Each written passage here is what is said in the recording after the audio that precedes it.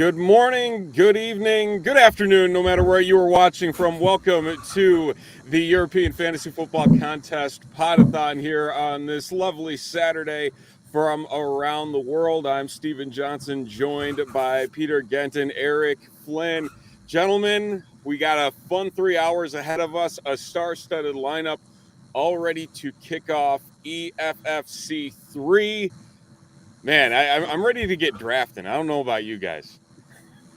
I'm ready. I'm definitely ready. I worked a lot of hours the last couple of weeks to get everything started and set up, and I can't wait for next Monday to get everything going. How about you, Eric? Just hoping that Europe is ready, and and Central America and South America and Africa and everywhere else who are joining in fun. Yeah, it'll be fun to see the different time zones and how everything works out, because we have, I think, probably 6 or 7 different time zones from Dubai to South Africa and Europe, you guys in Britain, and all over to Mexico and the US with all the different time zones over there. So it'll be fun to see how everything shakes out. Absolutely. I mean, we've got 288 participants over 24 different divisions. If you are not familiar with the European Fantasy Football Contest, it's kicking off in 2 weeks. I believe 2 weeks from Monday is the official kickoff. No. In Monday and 7. So it's Monday week. The 16th. Yeah, so in 9 days. Okay, so a week. I'm off a week. I'm already on the auto draft at the rate that I'm moving here. But again, 288 participants, raising thousands of euros to support charities in 5 different countries, all focused on children's mental health. Yes. It's a fantastic cause here. Peter, you have been the mastermind behind this here in the 3rd year that we have this going on. And again, it has grown considerably this year. As you can see, the movie theme going on with these Hollywood hits, 24 divisions, 24 different movie classics, a fantastic list of celebrities as well, leading each of these divisions. Yes. Let's talk about where this came from and just the overall thought of building out a tournament like this. That again, European might be in the name, but this has become an international thing, and it's become a huge thing. How has it felt to see it grow here in these last 3 years? Oh, it's fantastic to see how it grows and how we Europeans get into fantasy football and make the game more global and try to get in touch with the Americans. The origins of the EFFC is basically like every charity league. It's all coming back somehow to Scott Fish at the end of the day, because he was the first one to do it. He did the Scott Fish Bowl, and the EFFC basically started 3 years ago when a German asked Scott if there are other Germans in the Scott Fish Bowl, and I just said, yeah, I'm here. And so we got in touch with each other, and we talked, and we thought about different things, what we can do in the fantasy community. And so basically told him that I am a first-time commish, and went on from there, so that we basically said it would be a fun thing to bring something like the SFP to Europe. And we basically started it with in July in 2019. So we had 4 weeks to set everything up. We got 8 divisions going at that time with 96 participants. But at that time it had been all Europeans, and this was the first year, and we basically wanted to do it for charity. And in the first year it was done so that the winner could choose the charity where will be donated the money for. So the first year was quite funny, because we never thought this could be a big project, and So we said, okay, let's try it with 1 year, see what happens. And it was a success in the European community, because before we didn't have something like a European feeling in fantasy football. So basically the UK has a great community regarding fantasy football. Germany has a small community, I would say, but all the other countries were several guys from Italy, from Spain, from France. And so we try to get them all together in one big contest and try to create a European feeling for it, and do it for charity, like it is normal to me now that all my leagues have a charity component, so that you give something back to kids or whatever people are in need. And we try to do it for kids. In the first year, the winner sent money to a hospital in Paris, where families with children in terminal diseases get support, and the other half of the money in the first year got to Stevie Rains. So I guess everyone knows the Stevie Rains ball now that the Kickers Matter guys are doing, like Jack Humphrey, and was a crazy year in the first year. And I think he died during the contest, and he made it even into the playoffs. So we set lineups for him for the last couple of weeks, and we supported his family, because that's the only thing you can do to support wife and kids in this tough times. So, and when we second year, we had a little bit of a change. The guy that I started it with basically had a change in personal life, so that we didn't want to focus so much on fantasy football anymore. But I tried to get a group together that will stick for the long term, and Eric is one big part of it, and whereas Tim from Belgium. And so it's, I think, 5 or 6 guys that are the core, and the core is growing, as you can see this year. So in the second year, we grew it to 16 divisions, and I got the idea to open it for the world, basically, because I wanted to give my experience to the other Europeans. I started playing, I think, in 2015, and I made it somehow into the Pix 2 league, and I got to learn a lot of the guys that we are today on the show, and I learned the greatness of them and how they donate to charity, and what they are doing for other people. And so I want to give the guys in Europe the chance to meet these guys and learn about them, experience what they are doing, learn more about fantasy as well, because they are usually great players. And that's what the goal for the EFFC 2 was. So we started with getting the division heads in, and I'm a lucky guy, so I got guys like Matt Price, John Bosch. They immediately jumped in, Salito, and it was a success. They connected to the Europeans. The Europeans got in touch with them, and so basically everything connected with each other. And it's not only the Europeans together; they can learn from the American guys, because it's still a different game in the US than it is in Europe. It's way bigger.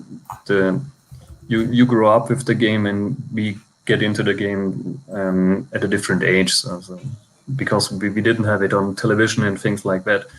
But as you can see in the London games and then the probable games in Germany, the community is growing, and then everybody's enjoying the NFL at the moment.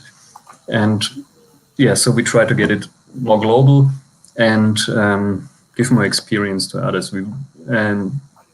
Additionally, we want to raise money for charity. So in the second year, I think I know Chato Romero won.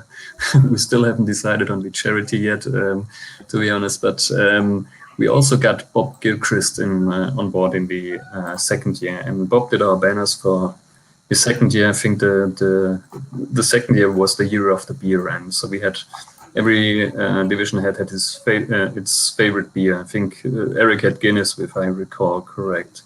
Very likely. so Sticking to those roots. Yeah.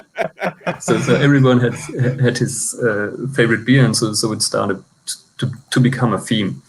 And it was 192 participants in the second year with 16 division heads, and it was another success. And so I tried to grow it even more, because I think the most fun is playing, but the surrounding, building the community, getting in touch with each other, speak to each other, talk fantasy to other guys, and learn about guys, get to guys like us. Eric, and I think we know us now for 5 or 6 years. You get to know your other guys better through the years, and I think this is a fun experience and a fun ride, and I want to share it with the others. So this year we have 288 participants through 24 divisions. Another year of great banners, thanks to you and Bob, and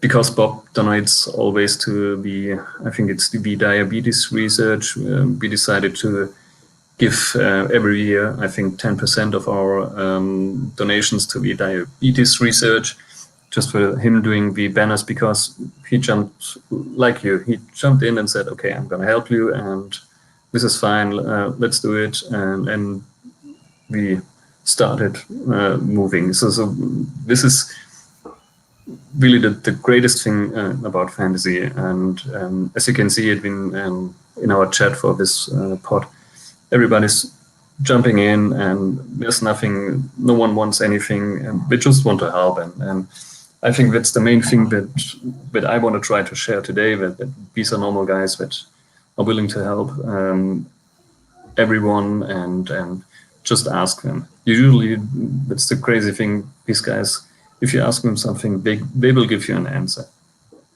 regarding, could be football, could be real life, anything. You always get an answer, and they want to try to help. And this is just the main thing, and this is what I want to accomplish with the EFFC Free. Create a community and grow it, and yeah, that's the main thing. So long story short, let's have fun together.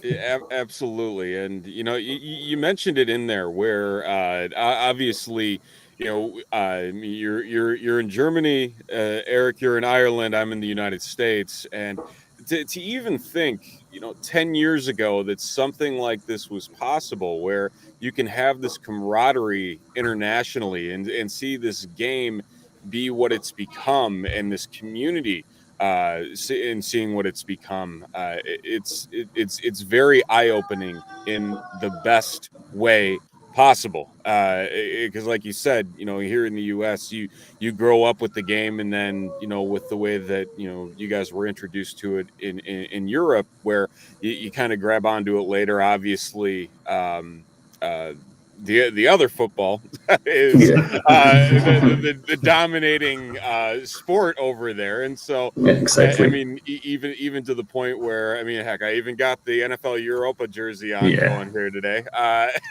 where you have that, and even now the games happening overseas as well every year, and it's absolutely fantastic. It's absolutely fantastic. And Eric, I don't know if you've had a similar growth to come to learn and love the game that the Peters had.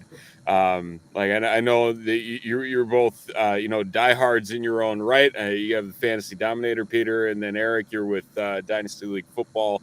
You talk about from your vantage point, like where this has all come together, and just being able to witness it and be a part of it. Like what has that meant to you?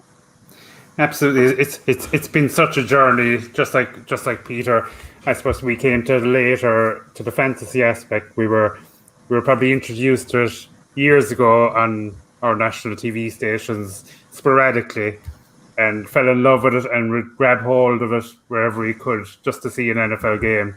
And we've been lucky enough for the past few years to get games in London, and soon to be in Germany. Looks likely if they get a venue.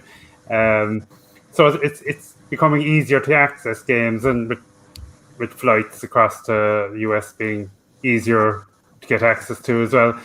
A lot of people are Pats fans just because it's the closest they can get. Just fly into New York and up to Boston, you're there.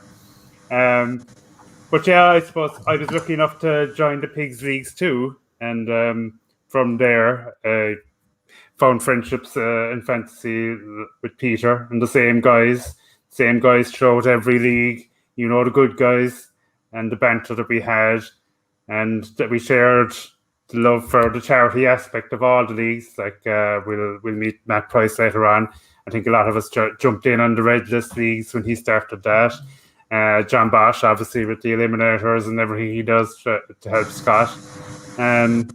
So not just the love of winning money in all these leagues, but trying to better ourselves and other people's lives by raising money for charity is a huge aspect of European EFFC experience, and I hope everybody can join in and have fun.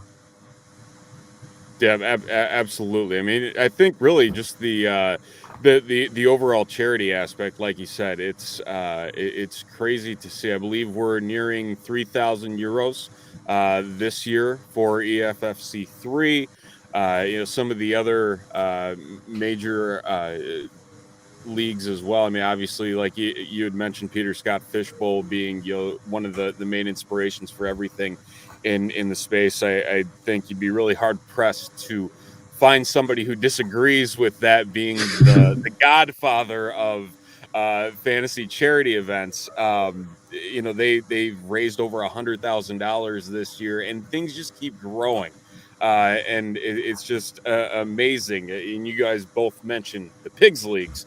For those of you who are not aware of what the Pigs Leagues are, I mean, some of the greatest masterminds in fantasy football are a part of this league, and I would be sweating myself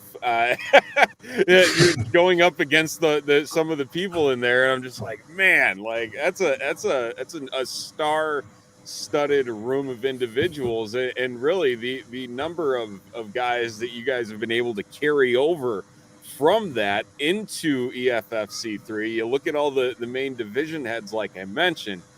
It's a formidable list, and you got to be on top of your stuff to come away with the title here if you want to compete in 2021. Yes, exactly. So we all also have Jamie on right in a couple of minutes. He won the SFB last year, so this is something that only I think 10 people can say as of now that right. We won the SFB. This is one of the craziest accomplishments, and I'm still working at the moment to finally win one of the Pigs Leagues, but it's tough, man. These leagues are tough, and then if you win one of these leagues, this is an accomplishment. And as you say, it's 56 owners, 4 divisions, and you have to have a great playoff run to make it through the finals. And I was one of the unlucky guys. I was 2 times in the finals, I think, in the Pigs 2 leagues. And man, it's a tough beating if you lose out in the finals, because you made it all the way. And yeah, but that's part of the game, and I'm really looking forward to it, because at the end of the day, we're all competitors and we all want to try to win it. And I think if you win a league with so many other guys in it, it's a crazy accomplishment, and you can basically put a badge on your shoulder and shout it from the rooftops. I did it, yeah. Exactly. Absolutely. Well, let's take a look at our lineup here for what we have coming up. As a part of the Podathon, we'll be rolling until 7 o'clock Eastern this evening with a fantastic group, as you can see here. In just a few minutes, we will be joined by Jack Humphrey and Jamie Cernicka, the winner of SFBX. Man, I tell you, that's 1,440 teams. He stands alone on top of that mountain for last year. So it'll be fantastic to talk to them here very shortly. Jim Coventry and Kirk Holliday will be up at 5 to 5:30 From 5:30 to 6, we have Mao and Chado, the winner of EFFC 2. So he's got a bit of success under his belt as well for a larger tournament like that. At 6 o'clock, we'll talk with Sal Lito, the host of the Scott Fishbowl Podathon. I don't know if we could go 24 hours, guys, but somehow Sal has managed to do it for years now. I'm not sure how. I'm not sure how his mind has, maintained its sharpness. Well, that's debatable anyway, I suppose. Yes. Well, even this year, Sal was up and talking like 2 hours after the podathon ended, and I'm like, how are you not sleeping? How did you not fall asleep as soon as you just stopped the broadcast? It's crazy. Don't think you'll be able to sleep after all the adrenaline involved in that achievement. Absolutely. Jerry Schwab will also be on at 6 o'clock to talk to us about kids psychology, as well as we mentioned children's mental health, a big proponent for EFFC 3 and the charities that are being supported from all of the euros raised here this year for EFFC 3. And then we're going to wrap things up with Matt Price and Matt Donnelly. And again, fantastic lineup from top to bottom here over these next 2.5 hours. Bob Lung, the mastermind behind the Fantasy Football Expo, which happens to be next weekend, as well as the Kings Classic, which will be taking place next weekend in Canton, Ohio. Will be popping in throughout, as well as Bob Gilchrist, as we had mentioned earlier, helping out with some graphics throughout the history of EFFC here. So again, a very exciting lineup that we will have here on hand. We'll also, as we get moving as well, talk about all the different settings. There are some very interesting scoring quirks to the way that this is set up, and I don't know about you guys, but like I've started diving into everything, and I'm like, okay, I gotta pivot a little bit. This isn't your normal run of the mill draft that's coming up here. There's gonna be some tweaks that are gonna give some guys a little bit more of an advantage than you might be looking at here. Yeah, this is another thing that I learned from Scott, just to tweak the scoring, and so that you got to keep the mind moving of the players, because if everyone plays the same scoring style, at the end of the day, all the drafts will look the same.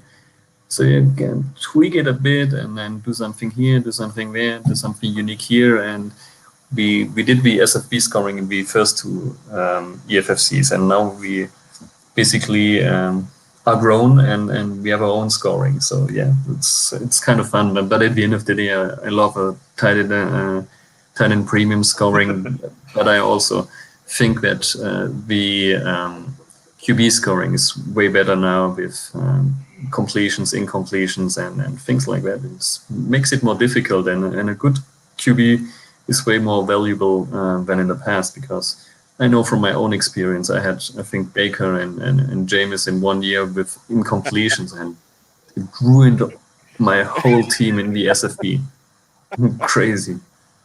I can only imagine, and especially if that was the season where Jameis Winston had his 30 interceptions, and you just keep twisting that knife as the season goes along, and here we are, ended up with a minus 15 week. Yeah,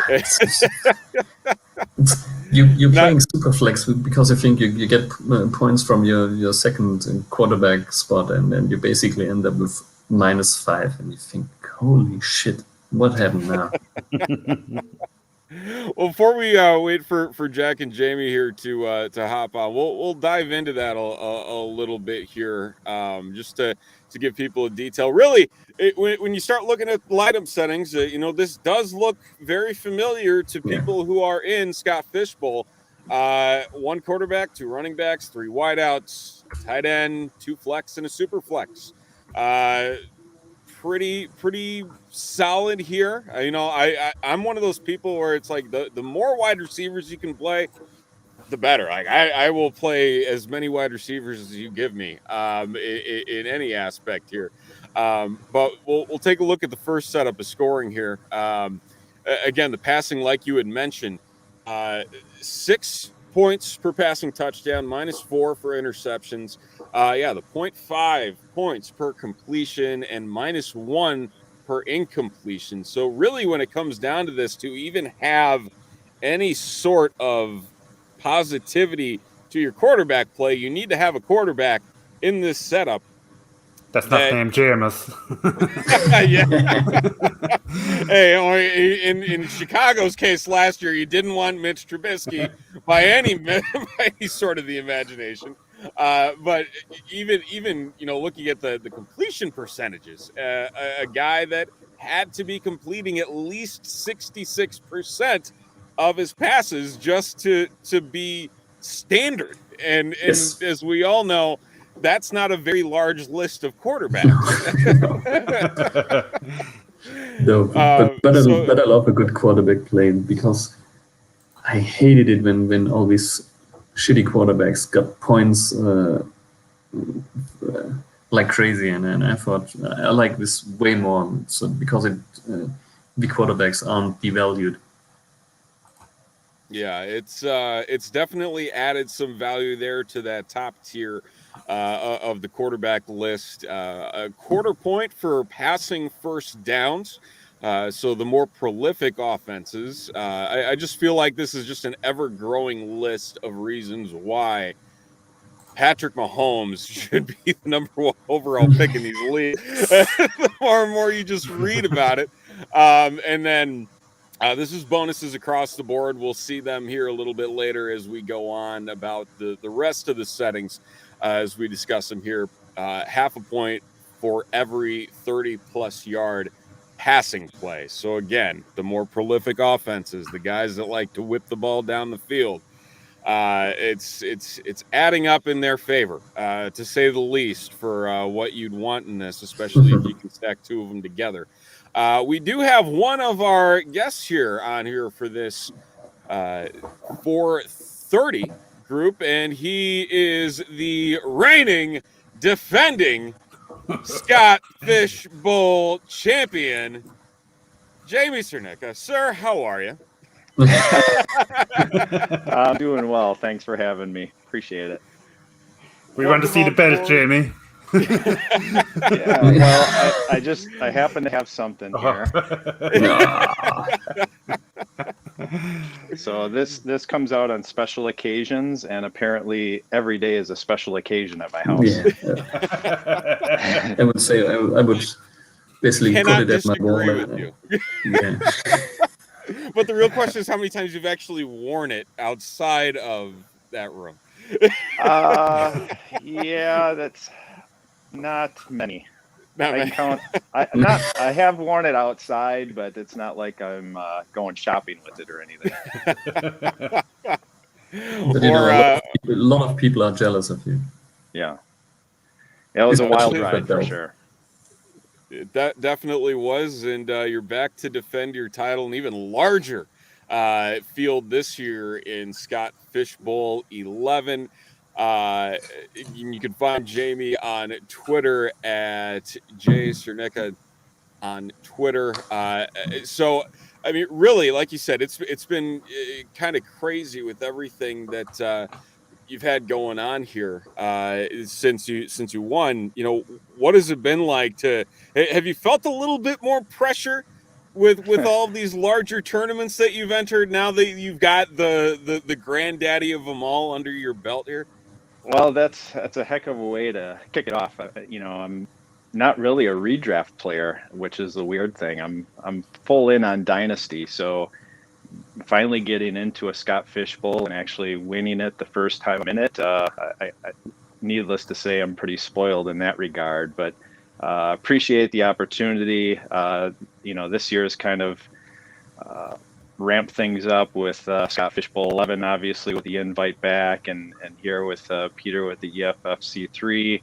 and then feel like I hit the trifecta because I joined the Warrior Bowl as well. So all doing great things for charity, and that's kind of what it's all about. And I'm happy to be a part of that. So you're just trying to race to be the first to win all of the big charity goals. Hey, I'll do my best. If it's worth doing, it's worth winning, right? Yeah. These are tough competitions. The variable isn't easy.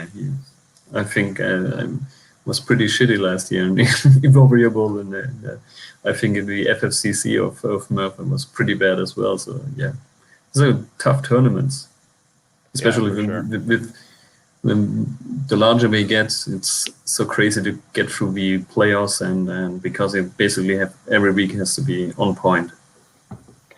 Yeah, and like you guys were talking about with the scoring tweaks, I mean, all these leagues are doing something a little different. So you really gotta like you said, you gotta be on point and remember, okay, these are the guys I want to target in this league aren't necessarily the guys I want to target in another league. Yeah, exactly. And one point that I'm thinking is crazy, because I think the variable is on sleep. It's basically my brain always freezes. I think when I get on sleeper, because I need to look where do I find these stats and where's the scoring. We're old. Yeah. So Warrior Bowl was actually my introduction then to sleeper. I had never used sleeper before, so I'm new to that. So hopefully, I came out with a pretty decent team, I think. So we'll see how things roll out. I will say from the sleeper end, I'm very thankful for their ADP being just a tad off. So there's hidden players that are normally gone in MFL by a certain round that are not gone by said round in sleeper. So I'll take that any day from that end of things. But yeah, like you said, it's definitely a little bit different across the board, and it adds in a little bit more really time to strategize on this. We've got one more guy sitting in the green room as well. We're just going to bring him in. He is he's almost my neighbor, I guess. Is that the right way to put it? Chicago suburb neighbor, Jim Coventry. Sir, how are you? Doing well. Great to be here with everybody. What a great organization, the EFFC3. Thanks for having me. Thanks Jim, that you joined. Welcome. But yeah, to the point with really, we'll start with Scott Fishbowl and kind of tie in here to what's going on with the EFFC3, because again, the lineup structure is relatively the same, but in Jamie too, I think really all of us could also reach to this point where last year everything was relatively identical in Scott Fishbowl setup, and this year still felt completely different in terms of how the drafts went down. I feel like that's kind of been like this universal feeling where last year you could kind of fall back on quarterbacks a little bit. You didn't have to pick them up as quickly. And this year it's like, if you don't have two quarterbacks by the end of the third round, Godspeed to you, and you're going to run into this wall. I mean, in terms of how you've approached things differently this year, did that come into play? Did you notice a significant swing in terms of strategy that you had to kind of run with, or did you piggyback on, if it ain't broke, don't fix it? Obviously, with taking control of things last year. So I can tell you who I'm having this year as my QBs, because I started with Kyler, and afterwards I thought it would be a nice idea to get Carson Wentz in Indianapolis, because he will come back. So that's already a great start for me. just can hope that Jimmy G or Teddy wins the job, so that they help me through the first weeks until Wentz comes back, and let's hope he doesn't get injured in the fantasy playoffs. This would be the craziest thing again if Wentz gets hurt again. Crazy. Lesson learned again. Don't draft Wentz.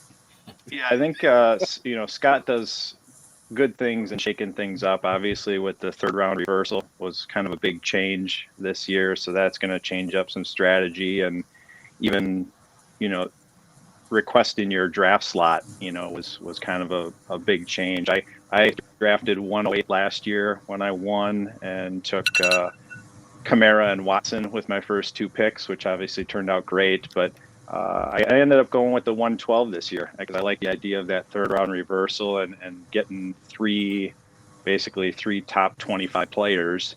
So I started Derrick Henry, Russell Wilson, and Tom Brady. So, that and the fact that I think kind of the underlying tones this year where you can wait on wide receiver, kind of all the draft talk on Twitter was so much wide receiver depth. You can wait. Well, I think almost too many people adopted that strategy, and you saw all the other positions flying off the board. And then I was looking in my draft, and by round 5, I was like, I wasn't planning on taking a wide receiver, but I ended up taking 4 wide receivers in a row, 5, 6, 7, 8. And last year I didn't take a wide receiver until round 8.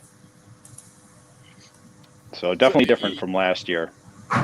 Yeah, you and I had similar tactics last year. I think I ended up with, I want to say that Jarvis Landry was like the first wide receiver off the board for me in like round 9. I'm like, there's nothing to worry about. Yeah, I took him in round 9. He was my second. I had Devontae Parker in 8th and Landry in 9. Yep.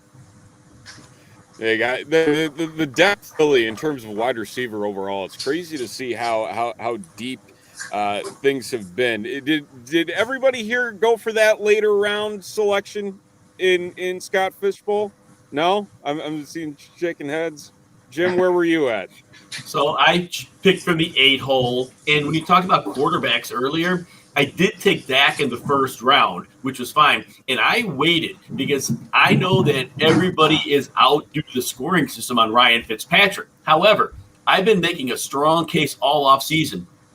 He's a completely different guy in the last 3 years. First 10 years, completely get it. Never had more than a 63% completion rate. Last 3 years, he has a 67, he has a 68, and he only throws picks, multiple picks, when he goes YOLO. He won't do that with Washington. So I punted my second quarterback, took him in the 6th round, and it allowed me to load up. My only problem, I took Cam Akers. I had to set that up. Did you come with Henderson?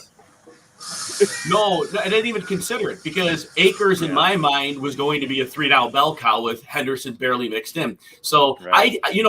And then of course in the 15th round, I take Tariq Cohen and we see what's going on with him right now. So I have some running backs. If things work out, I can still be competitive, but losing that second round pick Akers, that one is potentially going to be problematic.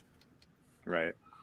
Yeah, to say the least. I'm in the injury boat with you as well. I'm praying it won't be as long. I had Wentz as my QB2. It was the only pick I felt sick to my stomach about when I made it, and then go figure, this all just goes flying off the rails. So I am rolling with God help me, Joe Burrow and Mac Jones as my other 2 guys. So it didn't necessarily work out there the way I anticipated that to. Eric, where are you picking from? Where did you pick from? Where did you roll? Yeah, I was at the 9th spot, and I went to my man George Kittle straight away. I wanted my dominant tight end, and I'm happy enough for the quarterbacks. I've got Tannehill and Mayfield and Jimmy G to throw into Kittle, obviously. And I've got a couple of stud wide receivers, well, up until yesterday when Jefferson went down. But I've Devante with Aaron Rodgers still throwing him the ball, so that's good news. I saw Rager catching a monster ball the other day, so he's obviously the next coming of OBJ. And I've got middling running backs. I'm relying on Josh Jacobs to actually shoot Gruden and say I want the ball all the time, and Javante Adams or Williams to be something in Denver. So yeah, I'm in a long shot, but you never know. If you're not in, you can't win. That's right. Exactly. Peter, where did you choose from here? He's on mute, I believe. There you go. I was on mute. So I picked from 104, I think, and I started with Kyler, went with Aaron Jones in the second, and DeAndre Swift in the third. Got Diggs in the fourth because I think that's a quality pick in the fourth round because he could be wide receiver 1 this year. And afterwards, I went in the fifth round with Carson Wentz, and that basically came back to me. And let's check. Sixth round, DJ Moore. Seventh round, Myles Gaskin, who I really like this year. Eighth round, Tyler Lockett. And I punted basically tight end and took Tonyan and Jonas Smith in the 9th and 10th. Got Jarvis in the 11th, which is nice, and TY in the 13th. If Jimmy G plays, I should be in good shape because I took him in the 14th round, so that was quite a win. So let's see what will happen. I took a lot of bets this year, and I hope we come through. And at the end of the day, it's like Jim says, if you have an injury to one of your top guys, it's crazy difficult to compete. But Jamie can tell us otherwise, because I think he lost a couple of guys last year in the SFB, and he still managed to win it. Yeah, so I hit on a couple of guys. I took Waller in the 5th, and that was obviously a huge win with that scoring format. Justin Herbert in the 13th. I actually stacked Tyrod and Herbert in the 12th and 13th, and so I had Watson, Cousins, and Herbert to kind of rotate in quarterbacks. So that was solid all year. But I took Derek Geis in the 7th round. And obviously he gave me nothing. My running backs were Gurley early on, and Jonathan Taylor. Took him a little while to kind of get up to speed, but he came on strong at the end. But really, you have to be obviously active in the free agent, with the waivers, because I was aggressive and got Mike Davis. Obviously was a running back 1 last year. Got him off the waivers, and then picked up Tonyan and Curtis Samuel. So those are kind of like my biggest free agent moves, and they were all in my starting lineup in the championship game. Man, that's like just as solid of a waiver period that you could probably ask for last year. Yeah. But you mentioned, just a general open question to everybody, just with the mindset of later round picks. And it feels as though some people approach things, I wouldn't necessarily say the wrong way, but don't really look at it as being, the guy with upside versus the guy with the current value, as those late round picks are just a lower ceiling as far as the current value. When you guys look at, again, like those last 3 to 5 rounds, what is your mindset there with those selections, with an eye towards, filling out the back half of your bench? Is it handcuff? Is it, try and grab as much value now? Is it guys you're going to stash? Like what all goes into it for you guys? If I start upside, just upside, I think regarding my team, I took in the 19th round Anthony Miller, because I thought if someone goes down in Chicago, you could have Anthony Miller. Now he's in Houston, which is pretty good. I took Marquez Valdes-Scantling just for the upside, because he can go off in a week, and if you need to play him, maybe you get lucky. So I don't really look at the floor. I look at the ceiling in the late round picks. Yeah, I look past Peter's ceiling, and I went to Mari Rogers instead of Valdes-Scantling, because he's a higher ceiling, obviously. So I went with guys like that, and Amon Ra St. Brown. Sterling Shepard was a steal where he was going. Guys like that. Yeah. There's a load of guys just left late hanging there. And one for Decky in our other leagues, Dalton Schultz, tight end one. I made it a point to go for some players with some strong athletic profiles who I believe were underused or misused in the past. So, for example, Brian Edwards from the Raiders. He has a great athletic profile. He came into the league last year, got hurt in week 2, and he really didn't reemerge. But yet he's a player I think could become a possession type plus receiver. And the one player I've been getting it everywhere, and I got him in the 18th round of the fishbowl, is Nico Collins from the Texans. They probably throw 40 times a game because they're going to trail by double digits. And the thing I see with Collins, he's one of the only rookie receivers who has a legitimate outside receiver profile. And so in the offense there, we know Cooks will be the number one. So again, I see him as an opportunity play. And one more thing, I actually like stacking up Texans when possible because of the reason I mentioned. They'll trail every week. So I have David Johnson, receiving back, obviously, Collins, as I mentioned, and then late round third tight end, Jordan Akins, because Darren Fells got in his way. Fells is a great NFL player, not a fantasy player, but he took away a lot of red zone work. So I did like the idea of a little bit of a Texan stack because I think they'll score points. They'll have to. And Tyrod, he's a professional quarterback. Sounds stupid, but he can get the ball to players. Yes, exactly. I'm completely on board with you. He does have that history of doing so. And you mentioned a couple guys there just around Houston specifically. I still am kind of in like this unknown mindset of I have no damn clue who's going to touch the ball in Houston. Who's going to throw the ball?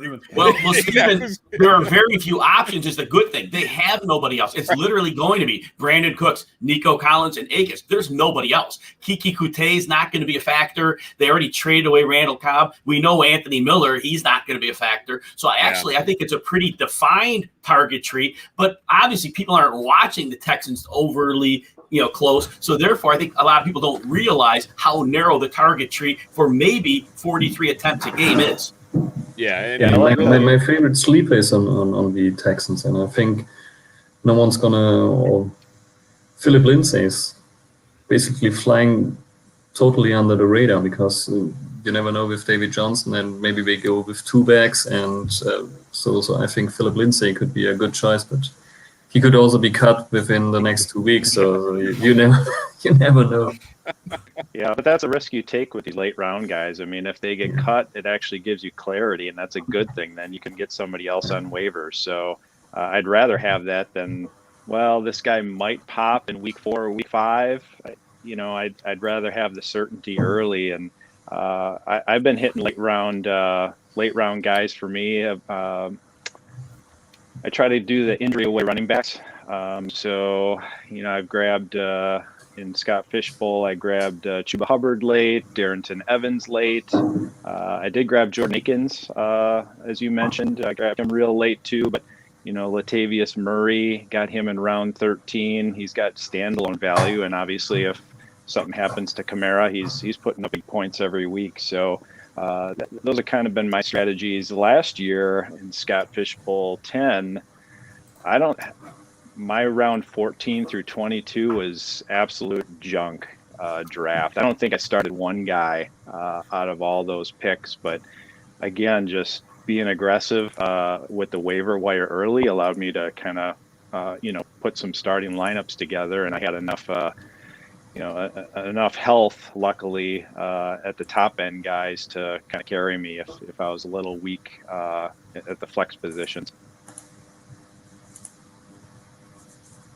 Yeah, it's again with just the I don't know, like you mentioned the clarity and knowing that you don't have to like sit there and worry. Okay, what about this situation or that situation? I at the same time, because I feel like we've all been to into that area of I don't want to let go of any of these guys. What if he goes off next week? I don't know what to do.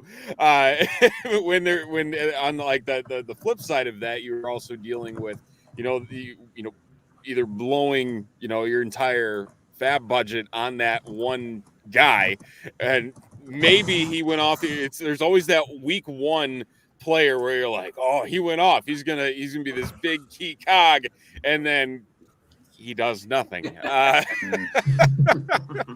It's a struggle there. It's definitely something that I think every fantasy player comes to terms with at least once during the season. If you play in multiple leagues, like the all five of us here do, across the board with everything going on here, Bob. Yeah, this is the big one last year with SFB was the James Robinson lottery. For sure. Kudos to those out there that actually drafted him as that late round nugget.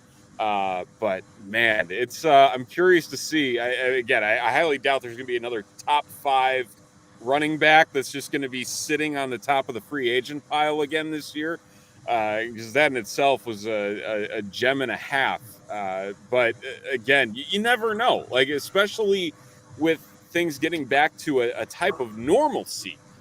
This year as well. Last year, the COVID stuff threw everybody off, and I felt almost like an influx of players that were flying under the radar, and people just really didn't have a solid mindset around in terms of what their actual value could be.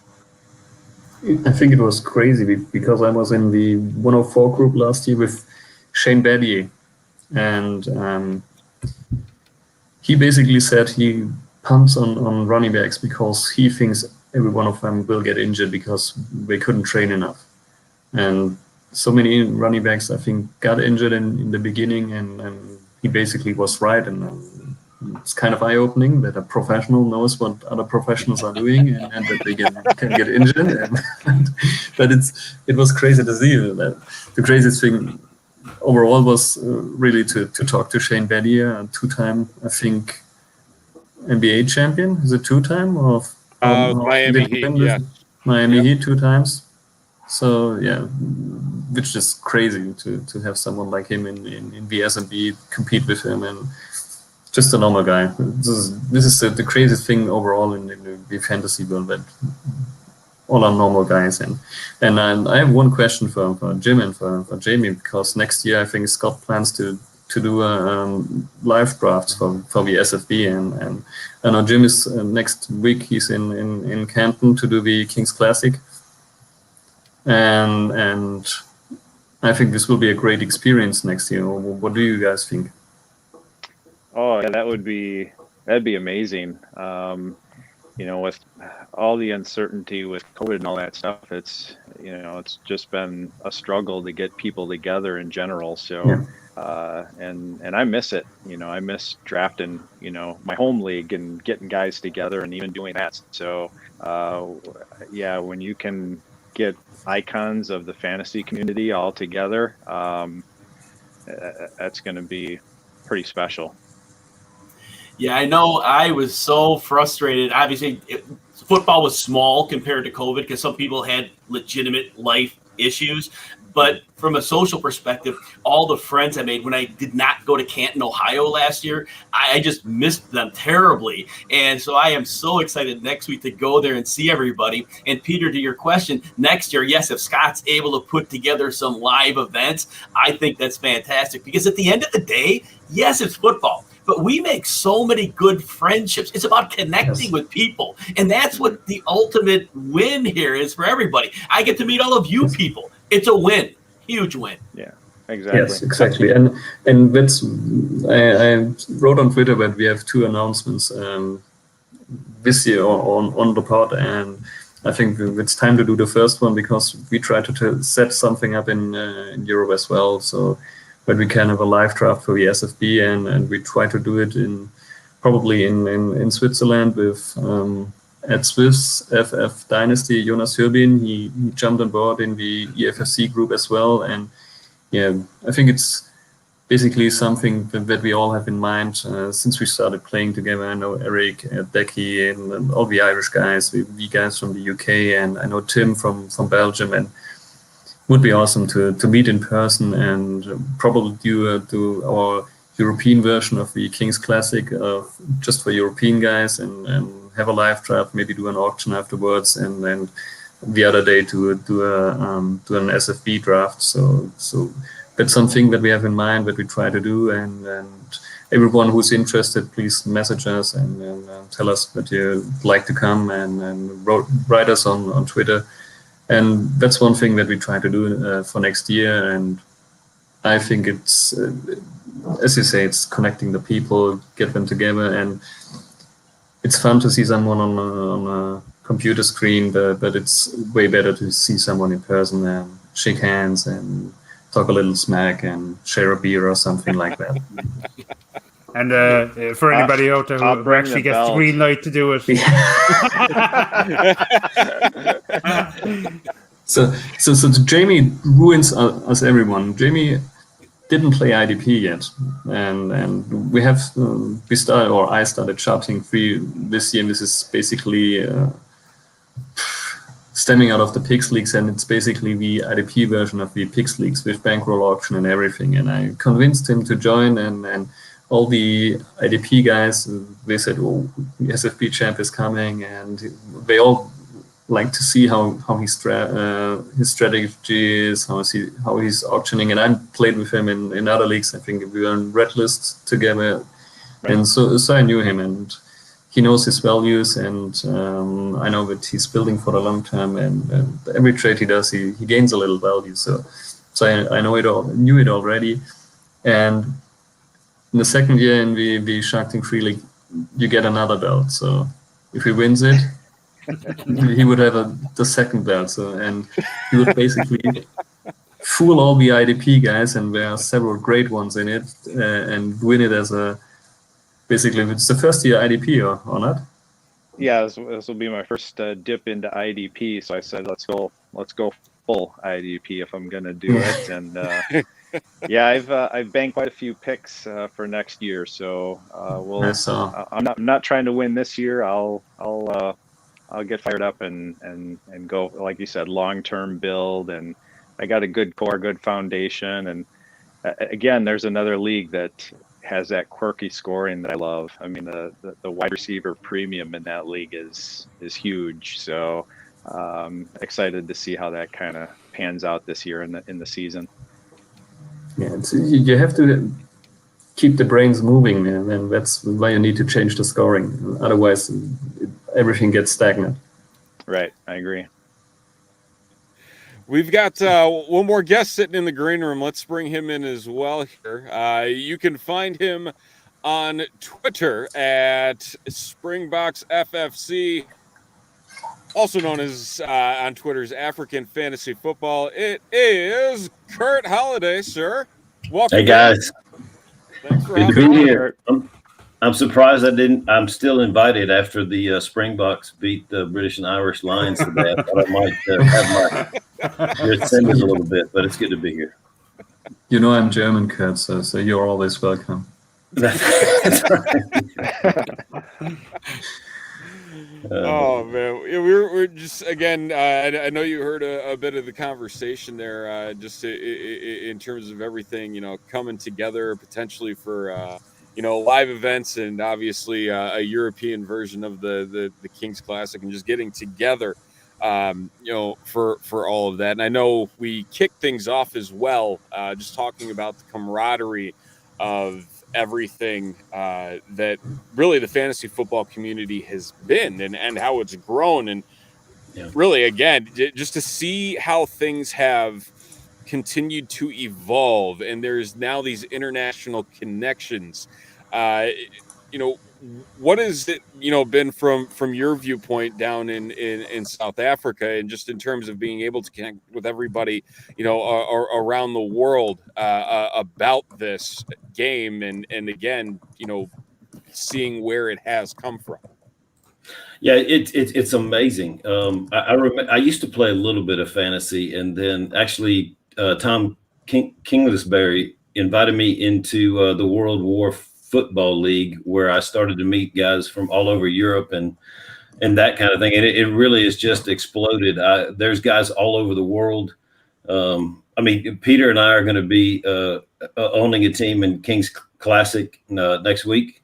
And there, I met, Mario, the guy that's coming on, and just guys everywhere. You talked about the convention that's coming up in Switzerland. Probably, I just started drafting a team with Yona. We met basically online, just, and that kind of thing. So it's been really good. And even to kick back to America and some of those guys, I love, like the Red List League is one of my favorite leagues.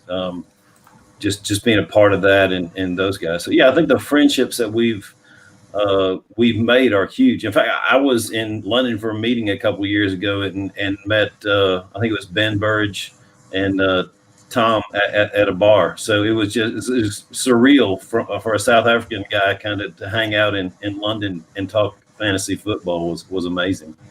Yeah, Ben is one of the great guys as well. I know when Matt did the Red List 3, we vampire auction. He went head to head with someone else, and I think he finally donated $500 or something just for a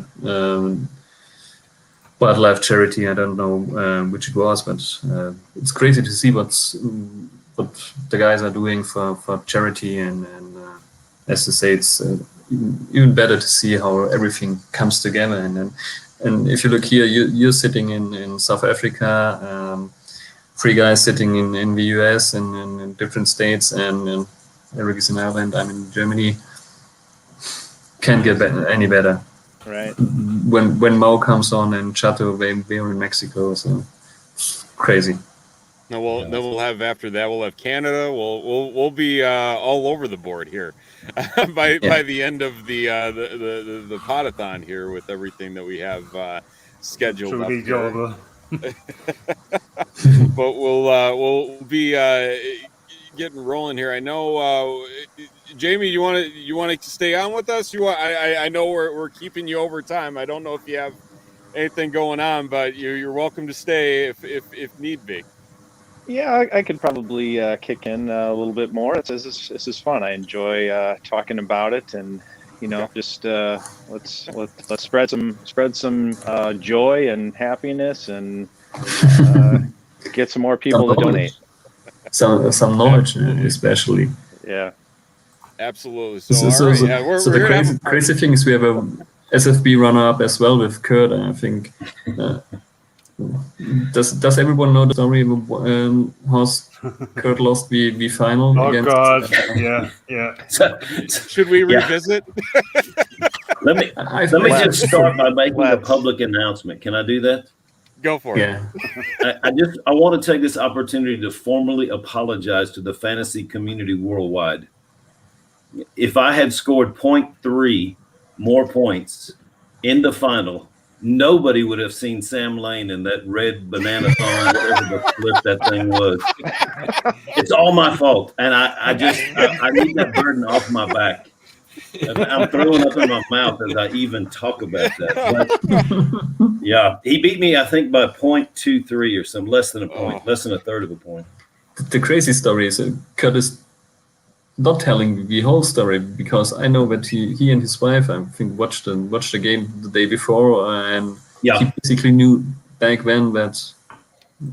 Tell it yourself, because I know the story, but I think it's so crazy to hear this. So in the draft, you talk about great guys in the industry. Another Chicago guy, Dave Richards, and I can't remember why. I think if you bought his mom's book or something, he would DM you on Twitter.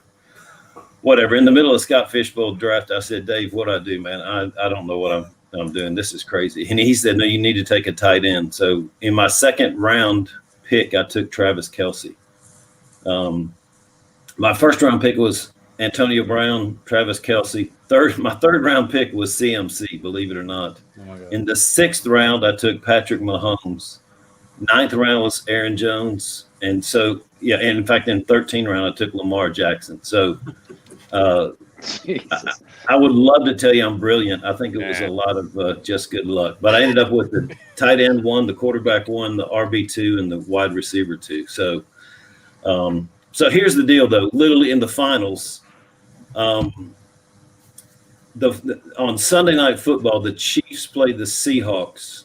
And I don't really remember when it was. I think it was early in the second quarter. Mahomes threw a pass that went over Kelce's head by like 5 feet. And Kelce was the only guy in the TV screen. he was like 37 yards from the touch. He could have walked in the end zone. I looked at my wife and I said, I just lost the Scott Fish Bowl. Like that was a 20-point play, a throwing touchdown, a catch touchdown, 40 yards, blah, blah, blah. I said, I'll never make that up. I'm in big trouble. But it went down to the last night. Sam is a huge Broncos fan, and he started Hamilton, the rookie, Deshaun Hamilton, who was 6 for 40 that night on 9 targets. He had 30 catches all year and 2 touchdowns. Scored a touchdown in the third quarter, and that was pretty much the end of it. I was, it's like the guy's had 1 touchdown all year, and then he has to score on Monday Night Football. When the game was over with, I was still in front by like 1.5 points, I think. And then as I started celebrating, then it like the score changed on MFL, and I realized I'd lost by 0.23, I think it was. So it was the best of times and the worst of times. I'm now, so Jamie's on here because he's a stud. He's got a belt and everything else. I'm here by myself. I did have a Scott Fishbowl t-shirt, but I think anybody can buy one of those. I'm playing the Scott Fishbowl, and all I got was this lousy t-shirt. Yeah, and I had to pay for it. So, lovely parting gift. That's exactly right. Oh, man. No, Scott is amazing. He is, just starting that with all the guys playing globally and whatever. It's just been really cool to meet people and to do stuff.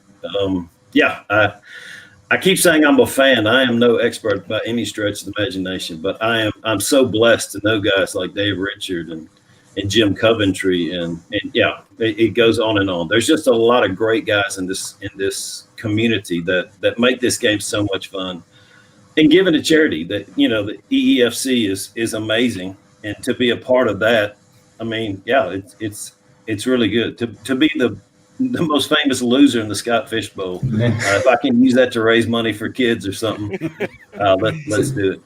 So the good thing is no one knows that I lost against you the round before, I think so.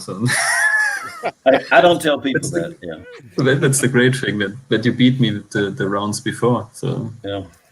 Because we all play this game long enough, we're all gonna win and lose to each other sooner or later, right? I think the thing about losing the Scott Fish Bowl by less than a point is that you figure I took my shot, and it's not like next year I'm planning on just being 1 point better and I'll be the champion. It's pretty much it's over with. But it keeps growing. That's right. Yeah. But I love giving money to Toys for Tots and meeting people. This year I'm in my division is Stefania Bell, which was pretty cool to meet her. And there's again just a lot of really neat people in this industry. Yeah, I was in the Guns N' Roses division with Cell, and it was an awesome division. So usually I'm not so much into the chats within the SFB or something like that. I try to hold back because I usually have to work for all my leagues. But the SFB group this year was awesome. So it was crazy. We talked a lot, and I think 1 or 2 guys even joined the EFFC, so can't get any better. Yeah, that's great. Can't get any better, yeah. So I know we also had some other topics we wanted to chat with Jim. I just want to make sure we get to everybody as well here. Jim, you're a busy guy. You got RotoWire happening. You got Sirius XM. You're all over the board with everything you have going on, and on top of that, I know you're kind of gearing up here for the season as well with all your hosting duties. And then in addition to that, I'm sure obviously something that hits home a lot more in terms of the game, also being able to play with your daughter and have that connection. In bringing in your career with bringing in with family. How has that been? Like I've got a 6 and a 3-year-old son. They aren't really. They're just like, oh, Dad's going into his booth in the basement to talk football. He doesn't really get it, but so it works out. So Peter comes up with the idea of seeing if we can get our child to draft with us. And so I'm like, yeah, Sophia would like to do that. Now, basically, she's 12 and a half. I got to put the half on there because she's at that age where that's quite important. But nonetheless, so I have this 100-inch screen, a movie screen, where I watch up to 8 games at a time on Sunday. And Sophia always comes downstairs and she will watch the games with me. Not as diligently, obviously, but she watches, she humors me, but she loves the routine. It's have some soda, have some nachos. So she's into the routine. So she knows some players. But this is a great opportunity. She has a little bit of interest. She loves me a ton and I love her a ton. And so it's something that we can do together that's different. It's a great opportunity. And she is excited to be a part of something because everything that you gentlemen talked about, she sees this. She sees the friendships. She sees what football can lead to. So it's a great chance to put her into this world where she can just meet more quality people and have fun. So is this officially her first draft? It is going to be her first draft, yes. Oh, man. This would be fun. So the idea comes back to I think it's Peck Thomas and Estefania Thomas. She was the girl in the Scott Fishbowl, but she made it, I think, very far in the playoffs last year. And so I asked him if we both would join, and now Estefania's in my division, and I thought it would be a great idea to get basically father, or could be a mother as well, and parent-kid combos into the leagues. And I think we have 10 combos this year. I think one father-son combo even competes against each other.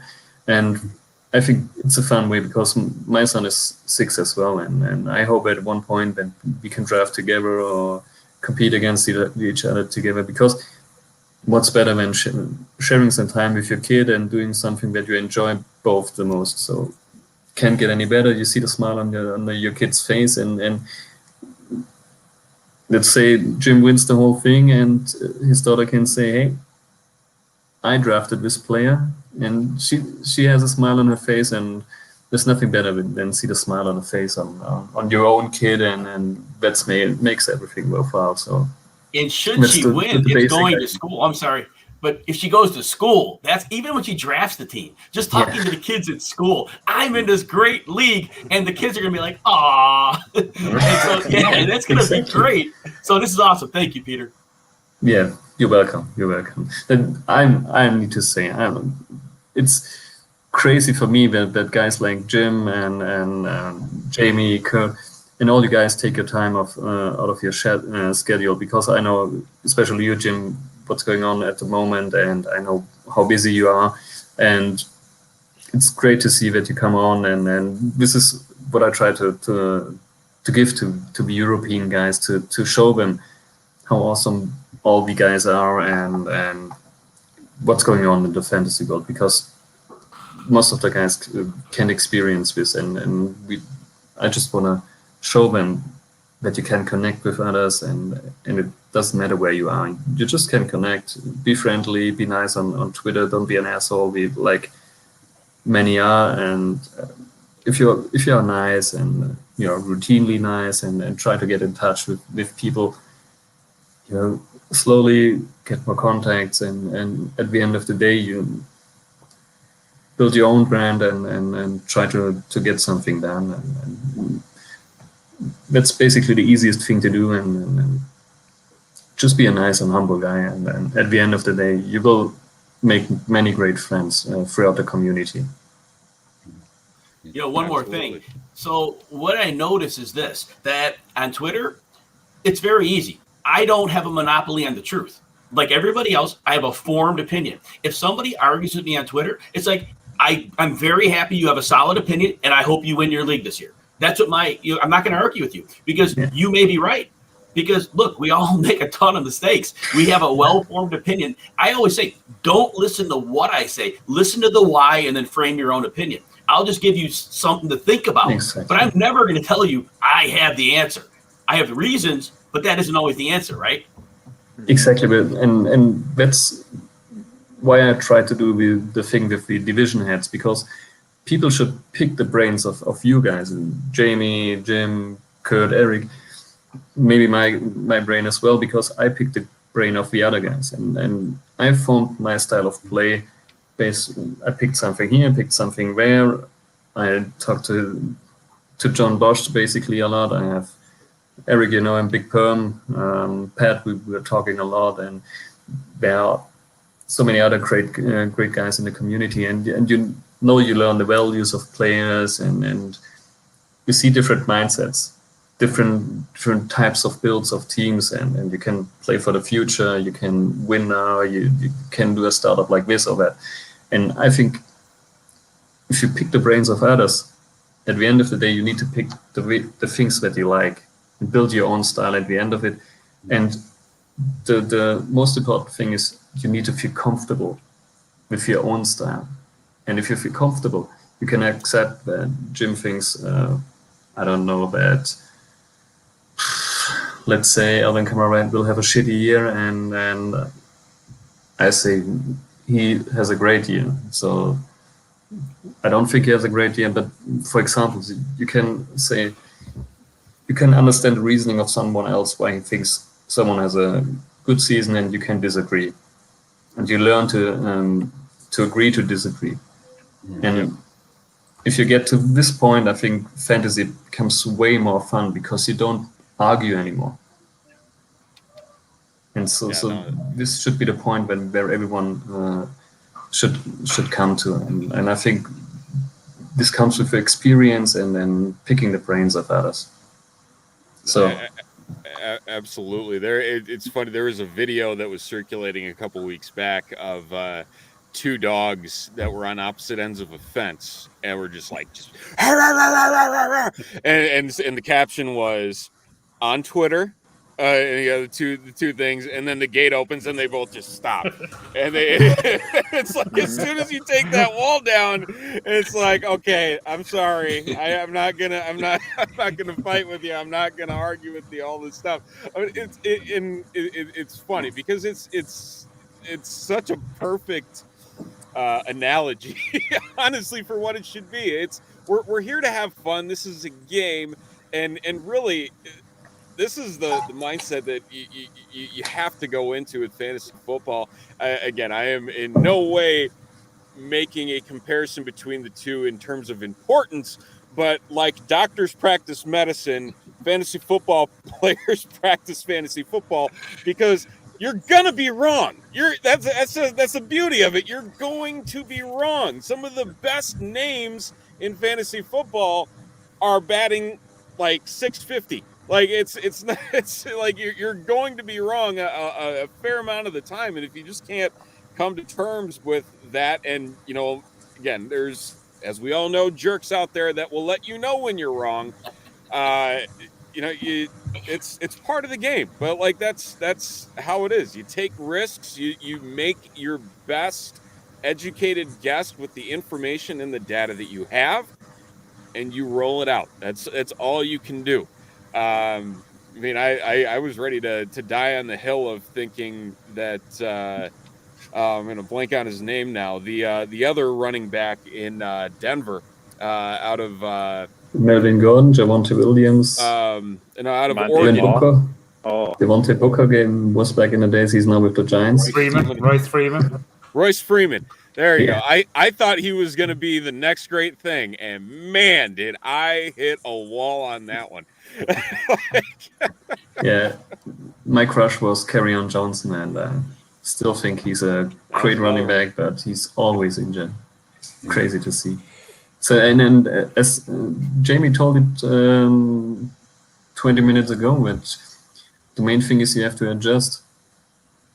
If your late round picks doesn't sit or doesn't go great, then you have to adjust through the waivers and try to find solutions for your problems on your team. And I think these are things that you learn through time. And one thing that I'm never doing now is look back.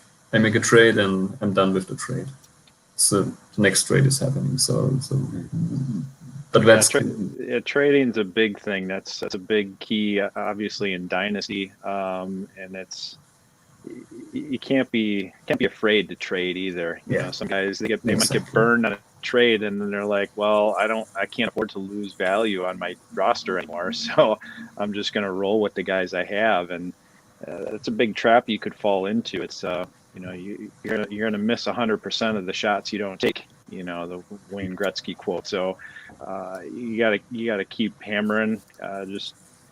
You don't go broke taking a profit. So just try to win a little bit each trade, and make it up on volume. Just keep doing them. I mean, I probably average at least 15 to 20 trades a season, all throughout all my dynasty leagues in each league. So I'm a pretty active trader, I would think. And I think it just helps me build confidence in crafting trades. And it's not like I'm trying to lowball every trade out there and every offer. I try to be fair with it. I try to find a win-win situation and scenario with my trade partner, but it's you got to stick with it and not be afraid to do it. And the more you do it, the more comfortable you'll be at it, and I think you'll improve over time. Yeah, I have one question for Jim here. So how he approaches the auction next week in the King's Classic, because I think the auction is a way different animal than a normal draft. And if you did one auction, you basically never want to go back to drafting. And all my leagues are usually auction leagues with bankroll and different type of settings. As Jamie know, you have the I always blink if it's proxy or non-proxy. The one thing where the clock resets after each change of the bid, and these are the things that I like. Red line, baby. Yeah, red line, exactly. And because you have to have your certain values, and you don't have to be afraid to put out a bid. And I think, how do you approach this, Jim? So the first thing is the league size and the amount of players rostered. Those are both critical, because if you're playing in a simple 10-team league with minor rosters, you can go stars and scrubs and waiver wire and kill. But in the King's Classic, 14 teams, 3 flex spots. So now all of a sudden you have to have a roster that's extremely deep with floor plays as well as ceiling plays. You have to have both, but you have to have a lot of floor, because you have to have that base of scoring. So when you go into the auction, my plan is I am not basically like the first 2-round picks of players, what they are going to cost. I can't spend that, because what's going to happen for every extra dollar I spend, it's killing my bottom of my 3 flexes. It's giving me min-price players. I can't have that. I need $7 to $9 players if possible in those flex spots. So I am going to be taking an economy approach. Now, one place the values go, because a lot of people go with percentages by position. You could get a steal even if you get Travis Kelce at $35, because he'll go for about that. He's a first-round player. First-round players are going for $50 across the other positions. Take the tight end, consider him a first-round pick, but then that's probably your highest spending guy on your team. And then, like I said, though, at the running back position, you've got to be aggressive earlier in the draft of nominating those running back 2s. You'd like to have 3 running back 2s if you could. I'm not going to roster a running back 1 because, again, I can't afford that. So, and receiver position, your goal would be to come out of there with your 3 receivers and your 3 receivers being flexes. So 6 receivers in the price range of $7 to $25. That's my approach. But again, I am going to be building a middle-heavy roster to compete in that type of league. I think it's a great approach, because you have a solid floor, and at the end of the day, usually these guys tend to have also big weeks, and so you get the ceiling, and then at the end of the day, in the playoffs is also it's coming back to luck, because you need to have your players go off within the weeks, and I know it from the Shark Links. It's not always the team that scores the most points in the regular season. It's who's getting hot within the 3 weeks of the playoffs. And we saw some teams that, especially last year in Shark Tank 2, that no one would have considered a league winner, and he basically admits it himself. But at the end of the day, he won, so it doesn't matter. It's like one more thing, one more quarterback. I am not spending up at quarterback. What I've noticed in all of these auctions, when you have those first 4 or 5 quarterbacks, they're going for like $15 and up. Mahomes will go for like 25, 26. But then once those top 5 quarterbacks are off the board, you're getting the quarterbacks like 7 through 12 for like $5. That's a great value. A Matthew Stafford and Aaron Rodgers, guys, and Tom Brady. They're not going for more than $6 in these auctions. That's the framework of the last 3 years taught me that. So I am going to spend down there, and I know they don't have the upside of Kyler and Dak and Lamar. I get that. But again, the money you could save there solidifies you at the other positions. Yeah, I think Matt Stafford is a fantastic pick next year because he has some great weapons. I love Tyler Higbee. I think he's a fantastic tight end. And then you have Woods, Cooper Kupp, Van Jefferson is there. So Darrell Henderson isn't that bad as a backup to Cam Akers. I love Cam Akers, and it sucks to see, but I think they're still going to be fine. And Stafford is crazy. His arm is probably the best arm, I think, after Mahomes in the league. So, and I loved him in Detroit and always thought he's undervalued. And with Sean McVay and this offense, I think he could easily reach a high completion percentage and over maybe even 70-75%, because he will get so many easy targets through the scheme, and he has such an accurate arm. But he can also go 50 deep if he needs to. He's been undervalued for so many years. Yeah. Gonna be so much fun to see what McVay does with a great quarterback who stands in the pocket and stays there and doesn't shy away from the hit. Exactly. And on that note, I'm going to leave, gentlemen. Thank you so much for having me. This EFFC is now becoming a highlight for me. I am going to spread this word on SiriusXM, on RotoWire. You guys deserve it. Keep the great work up. It is those who I haven't met, great to meet you guys. Thanks, Jim. Thanks for joining head us. out as well, just where everybody can find you on social media as well.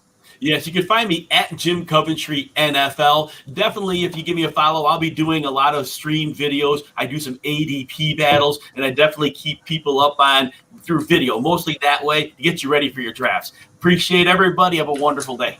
All right, you too. We'll meet you next weekend in Canton. You too. Look forward to it. Make sure you say hi, okay? Will do. Thanks, Jim. Bye. All right. Thank you to Jim Coventry. We actually have 2 guests there waiting in the green room. We'll bring them in as well. Here we first have Mauricio Gutierrez. I need to. How are you? I need to go for a second. Give me a second. Peter, okay. Come on, do it. Kurt, Steven, Eric, Jamie, how are you? Hey, Maurizio. Good to see you, man. Good to see you too. Amazing to be here. It's an honor, really. Yeah. Peter's got kid issues. That's Oh, is it? Yeah, is that what it I was? think Peter has a surprise for us. Okay. I'll have to keep. Oh, there. Oh, hey, there he is. Yeah, there you go. Viva Mexico. The first time I spoke with Peter, he sent me a message that, Mauricio, I can't believe you're Mexican. I have a Mexican jersey of a national team, and what? Why? Because I'm from Stuttgart. Yeah, or Pavel Pardo, and I was amazed, really amazed about that, and you wearing this shirt, Peter. It's really an honor. Thank you. Yeah, one of my best friends is he's now living in Tampa, and he usually brings the success to sports teams. So he's basically responsible for the Lightning being good, for the Bucks being good, for the Rays being good, and he traveled to Mexico several times, and he would love to get a Mexican wife, and that's his dream goal, to marry one at one point. And so we are all great friends of the Mexican community, and especially in Stuttgart. So that's probably most of you in here don't know what happened in Stuttgart with Mexicans. So back in 2007, our football team, the VfB Stuttgart, we won the championship in Germany. It's basically the last time before some of the great teams like Bayern and Dortmund won it. And at that time, Pavel Pardo and Ricardo Osorio played for Stuttgart, and Pavel Pardo was a defensive midfielder and was my favorite player on the team, and he joined after the Soccer World Cup in 2006, and we won it in for Stuttgart, and it's so crazy. And we have been in the stadium in the final game, and Pardo shot a corner to Hitzelsberger, who scored the volley then. And we all remember we sat in the curve, and Pardo showed him, move over here, and on point he delivered the corner and he drew it volley into the upper corner of the goal. So we will be thankful for Pavel and Ricardo forever, because they basically delivered us a championship, and that's the one thing. So Mo and I we talked, and the first thing I said to him, hey, I'm from Stuttgart, I know we had Pavel Pardo and won things, and we were big fans of Mexico, and I think I sent you a picture even with all of my guys. We had 10 people in Mexico tricot jerseys, and that's where we started. I think it was from last year before the Kings Classic, and you immediately joined the second EFFC, which was crazy and great. And since then we've been in touch, sometimes more, sometimes less. And I gotta say, from because I know all the guys that sign up, it's so crazy to see the Mexican community, because I think it's if I count the numbers, it's probably the second or third biggest group in the EFFC is Mexicans, and they're all shared and they're all enthusiastic, and clearly when we want to play against Mo or Chato, but they are joining other ones as well, and they just want to compete and do something good. And this is crazy to see them, because all the Mexicans that are coming in, so many nice people. It's fantastic. And at the end of the day, it comes back to Mo joining us last year, and he just did it, and it shows again the spirit of the fantasy community. Yeah, and I have to thank you, Peter, because it's been amazing to be part of a European fantasy football contest with a lot of Mexicans. And if we can share and we can do a bigger community, donate for any good cause, I think it's valid. I don't care if it's an European, an African contest, a Latin American contest. We all can share that and help others, and that's the amazing part. And the Mexican fans and players are really avid players. They want to build that big community. Like I said, it's been amazing, an amazing journey, and thank you for letting me be part of this. Yeah, you're welcome. It's an honor for us to have you on. So we have to be thankful, not you. It's mutual. Thank you. Yeah, it's the same with Kurt and all the guys that are joining in. And at the end of the day, I just can recommend to everyone who's in divisions with the expert, try to engage with them and talk to them. This is the main thing about the EFFC. Winning is really fun, but the main thing is to communicate with others. Try to get in touch with people from other countries and talk to them, let them know how you live and how they live, and make friends. And as Kurt is saying, he's now having sharing a team with Jonas Hürbin from Switzerland. I'm sharing a team with Kurt, and sharing a team with Jonas as well, because he lives probably 250 kilometers away from me. And so for you Americans, Europe is small. So Switzerland and Germany, basically you would probably take a flight, and then we could drive by car because we have the Autobahn and we can drive 200 kilometers per hour. So we are fast as well there, but the differences are the miles between us aren't that far like it is in the US from east to west, or like in Mexico if you need to drive from east to west. So I'm talking too much because we should let our guests talk and we also have one more guest sitting in the waiting room as well. We have a champion sitting in the green room. It is the EFFC 2 champion, Chato Romero. Hey guys, how are you, Steven, Eric, Jamie, Kurt? How are you all? How are you, Peter? Chato, I'm fine. Chadito, how are you? Very good. Nice to be here with you guys. Thanks for the invite, everyone. Thanks for the invite, Peter. You're the champion. You're welcome. Yes. I guess I needed to be here, right? At least for the next 4 months. At least for the next 4 months, I'm the reigning champ. The crazy thing is now we have the last year's SFB champ and the last year's EFFC champ. Yeah. Hey, rock on, Jamie. Screenshot this one. Screenshot that. Yeah, the champions. We have Jamie, Kurt, and Chato. That's amazing. So, should I shut down my video for a second? We're not worthy. I don't deem you unworthy. Hey, Peter, I was thinking, you seem to be forgetting about Ricardo Osorio. I mean, he was there in Stuttgart too. Yeah, I mentioned it. You didn't mention it. Sorry, I didn't get that. I didn't catch it. Our number 3. He was number 3, and Paulo. I don't. He didn't wear number 6 because that was Fernando Mera. Yeah. I think it was something like 20, 14. 14 could be 14. I don't know. But it was Pardo and Ricardo Osorio. Right. But afterwards, I didn't catch it. Yeah. It was a fun team. It was also Artur Boca from the Ivory Coast. And Kurt, for you in Stuttgart, we also had Bradley Carnell and Sean Dundee. We had some South Africans as well. So back in the days. Yeah.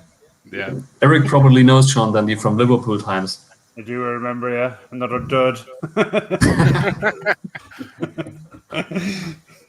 So one thing I already mentioned it, and that we have a great Mexican community, and I did a pod with David Formentin from Spain, and Mo is basically the Scott Fish of the Españoles y Mexicanos. So it's great to have him on, and I want to know how he started with playing fantasy and how he grew it in Mexico, and he's even now on, I think, is NFL Español, and so he basically has a journey behind him, and I think Chato was with him most of the time, or some of the time. Some of the time. Some of the time. It feels like ages or gazillion years, but it's been actually what, Mal? The 1 or 2 years? 2.5 years? 2.5 full years? 3. This is going to be our next. The next season is going to be our 3rd one, collaborating together in fantasy football content creation. Yeah, that's right. I started like 7 years ago with my own blog, and knowing nothing about blogging, like zero. I studied law, and I dropped it, searching the dream of being a fantasy football analyst, like full time, and I started with a part-time job as a lawyer, and part-time doing all my fantasy football writing and all that stuff. And it's been growing since then. The community, like I said, it's amazing. I have been honored to be invited in so many leagues, and then Luis Loza invited me to the Yahoo Sports podcast, and that was like a boom in my fantasy career.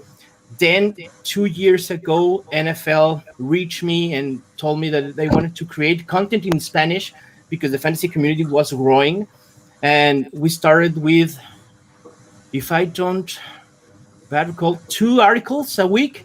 And the 2020 was like videos, articles, Twitter threads, Q&As in live streams, and it's been amazing. And this year we are going to build and generate a whole lot more content, and so it's been really, really awesome.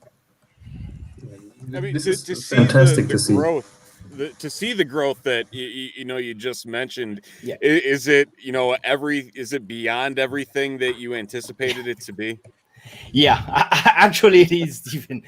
But it doesn't have to surprise at all, because Mexico, it's the second biggest fan community of FNFL, right? So it was like, I envisioned that everyone playing fantasy, a boom of fantasy football in Mexico and Latin America, but not that much. The crazy thing is, but I think many people don't realize, I think Spanish is the second most spoken language in the world, and so there's a huge audience, because it's not only Mexico, it's basically all Latin America. You have That's right. all the Spanish people over here, and a lot of people here as well who are learning Spanish and trying to speak Spanish. So it's crazy, and everyone loves it. I love the Spanish sound, and so yeah, I think that's one thing you have to realize, and that's the American thing. And as I said, everyone grew up with it, and there are guys like us, and because I think I started at the same time as small, but it didn't start with, I only played, I didn't envision myself as something, as an expert or something like that. I'm still no expert, I'm just a guy who's running some leaves, so that's all I'm doing. If you want some advice, you can ask me, but yeah, just I'm always saying that's what I'm thinking. That's not a real advice, that's what I'm thinking, what I would do. But it's basically, as you as expert probably do, it's the same as well. You give your opinion, think this is the right move, this is the right choice, and people should make up their own mind. Because this is the thing I hate on Twitter. If someone says, hey, you told me that I should start this guy, and now I fucking lost my week, and what is going on with you? You're a moron. And you think, what the heck is going on with you? Is that happening to you guys? Really? I've never had that happen. Never. I thought it was just me. Come on. It doesn't happen at all. No way. That's why I never give started advice. Yeah. Oh man. Like Jim was saying in the segment before us, that we only give advice, we have an opinion, and we share with all the community, right? But the thing that we have to understand is, like, every fantasy football player has to have an own opinion. Like I said, of any player, do your 200 rankings, you have at least one minimum opinion about any player, and you are going to be a best fantasy football player. Yeah, exactly. That's what it is. Stephen, I think we need to let Kurt go. Kurt, I know it's almost midnight in your neck of the woods. I don't want to keep you too long here, but I appreciate you coming on and joining us. And I do hope that through EFFC 3 or SFB 11 that we don't see a repeat, and or at least see another wrestling onesie because of that +1. Guys, it's nice to meet you. Appreciate you guys. You too, Kurt. Well, and before you leave, if you just want to let everybody know where they can find you on Twitter as well. Yeah, Twitter, I'm Springboks FFC.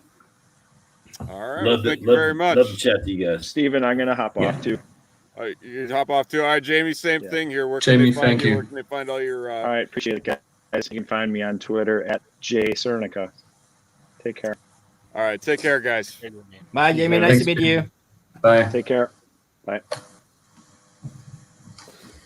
All right. So, and there were 5. Ahora en español. We can do it in Spanish if you would like. That should be fun. I'm rusty. Some Spanish lessons. Sometimes you can only find dodgy streams to watch games there, and they're all in Spanish. Entiende mucho, pero hablar es muy difícil because pero porque mi cabeza no está bien en Peter. español. You do I it bet, great, I eh? bet your Spanish Pero is un better poco. than my Deutsch. Yeah. Yeah. I will bet on that. Yeah, I had a Spanish girlfriend for 9 years, so I basically learned some Spanish words on the way, and it stuck with me. Wow. And That's my That is definitely impressive. and my best man is Spanish as well, so yeah, it stuck with me. Yeah. So what- That's a good thing to carry over, right? Yeah, and yeah, let's see.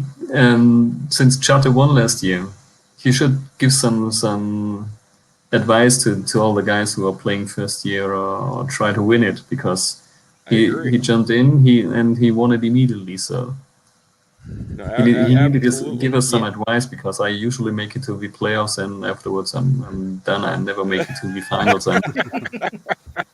Well, we were earlier talking about the settings and everything that's going into what to anticipate here. We'll bring that screen back up.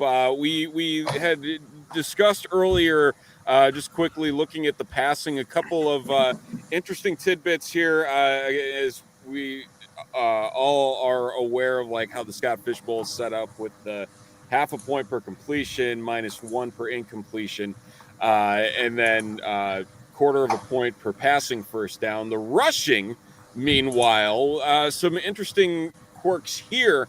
0.2 points per rush attempt for EFFC 3. 1 point per rushing first down. Again, we talked about the unique scoring ability of how this is shaping up. Chato, in your mind, does that make you lean one way or the other in terms of favoring specific positions early on in this draft? It makes me lean one way towards Christian McCaffrey. I mean, not a specific position.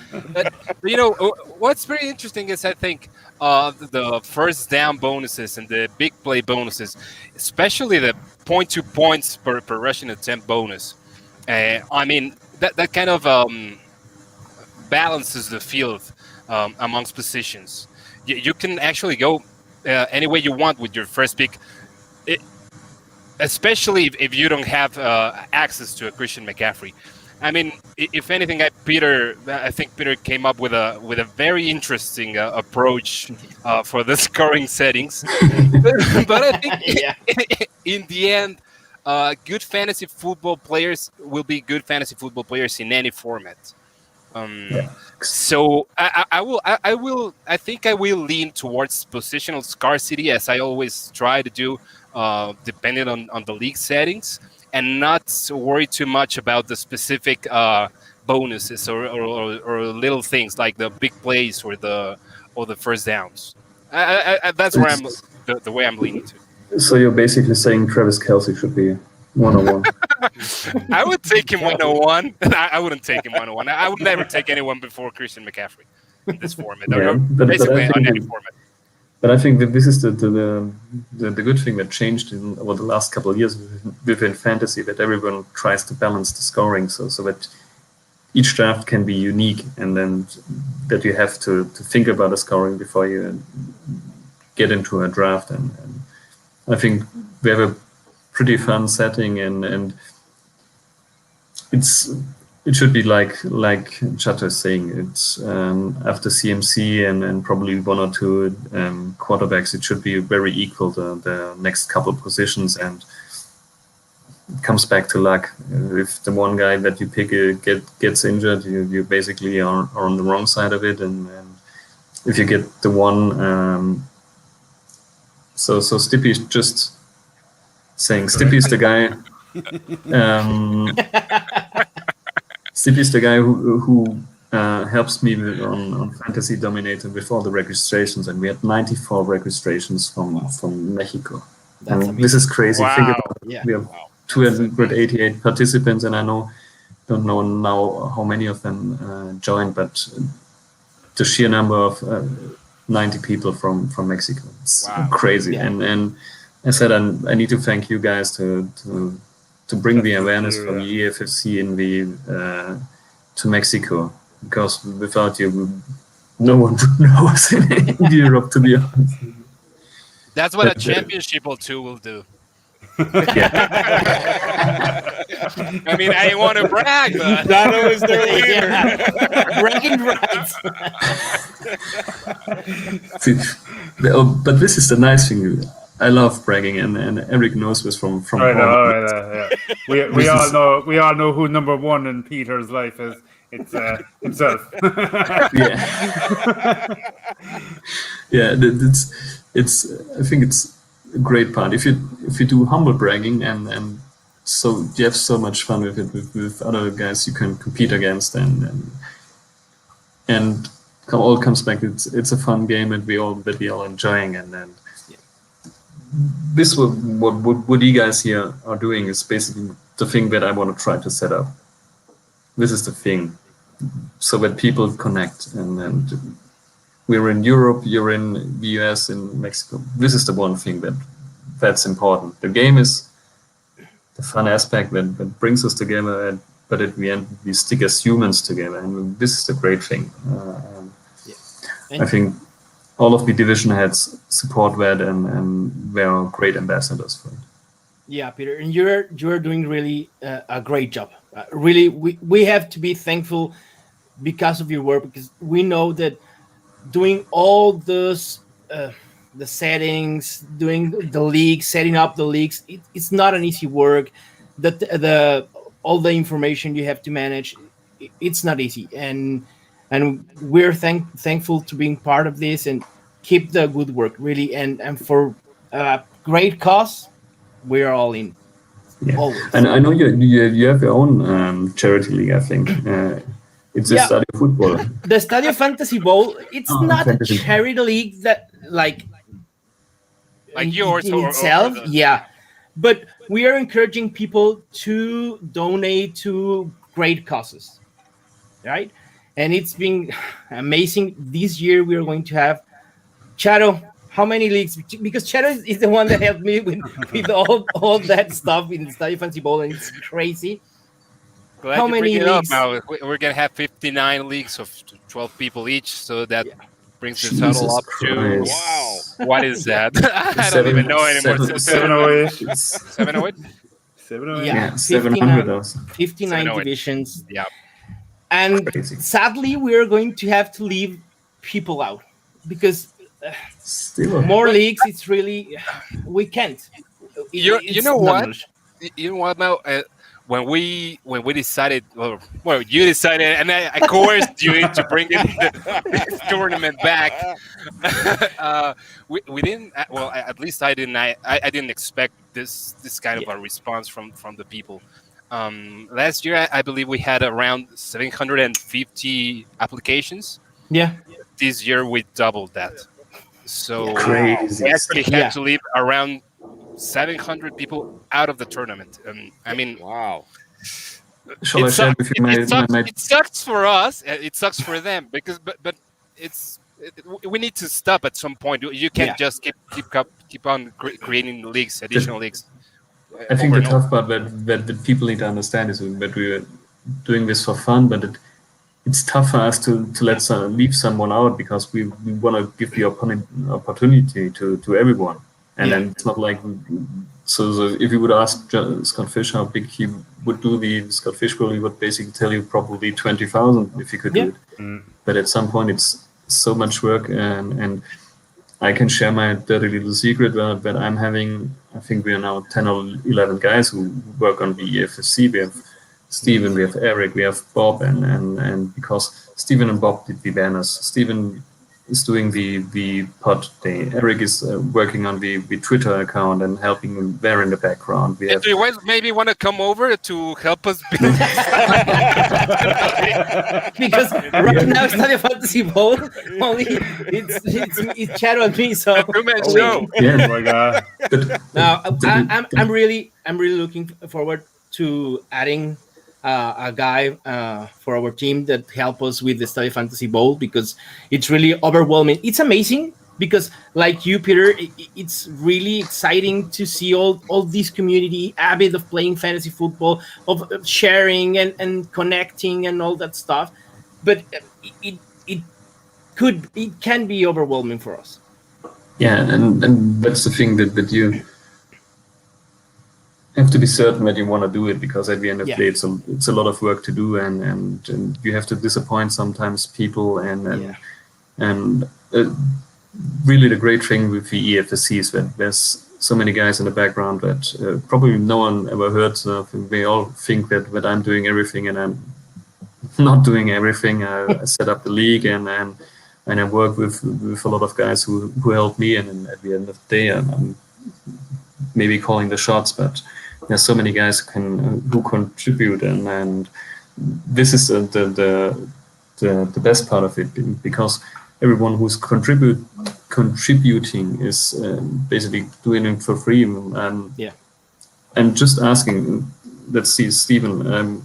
He jumped in with Bob. He did the banners, and I asked if someone can do a pod, and he said, "Yeah, I can do one." And now I see he's producing a 3-hour pod, and this is the spirit that I want to show the people.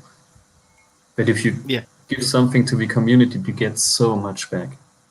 It's so much back, and this is so amazing. And at the end of the day, everything you do for charity, it's such a great feeling to see something that when you send out the money to a charity organization, and you know you did something good. And especially for a guy like me, my first kid is 6 years old, and before that I never thought about the kids or donating something to kids. And then at one point your mindset changes, and you get to learn about Scott, and now it's like this. You play fantasy and you love it, and you do something good with it, you become a better person, and this is fun, and I think this feeling and this sense, growing this in Europe, because it's not the standard over here, I would say. It's more ingrained in the brains in the US. It's good to share it. No, absolutely. We actually do have somebody sitting in the green room who is well versed in the world of Podathons and charity, and I'll refer to him as the godfather of Podathons in the fantasy football space. We're not going to ask him to do 24 hours today. We're just going to we'll let him off the hook this time. But that would be. Nail him, don't you? That would be the one, the only Salito. You know, Stephen made a slip. I think he was saying the Godfather is shit talk, and he corrected himself. Let me ask him out of your mouth.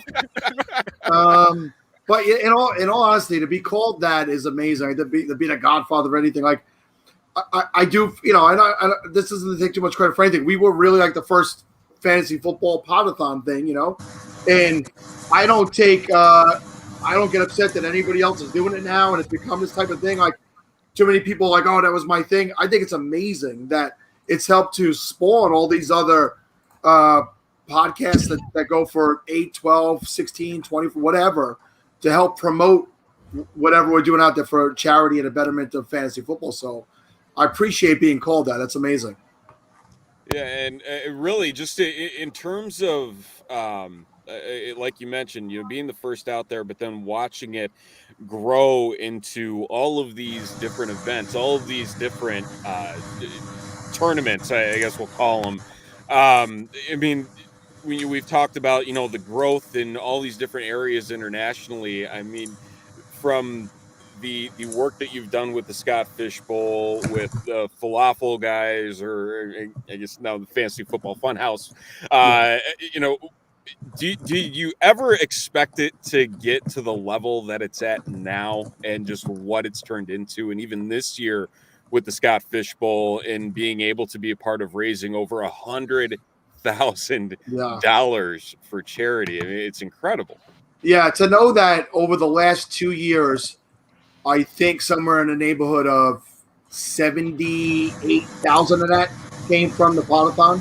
The last 2 years combined, we raised like $78,000. No, the first year we did it, we raised like a little over $4,000.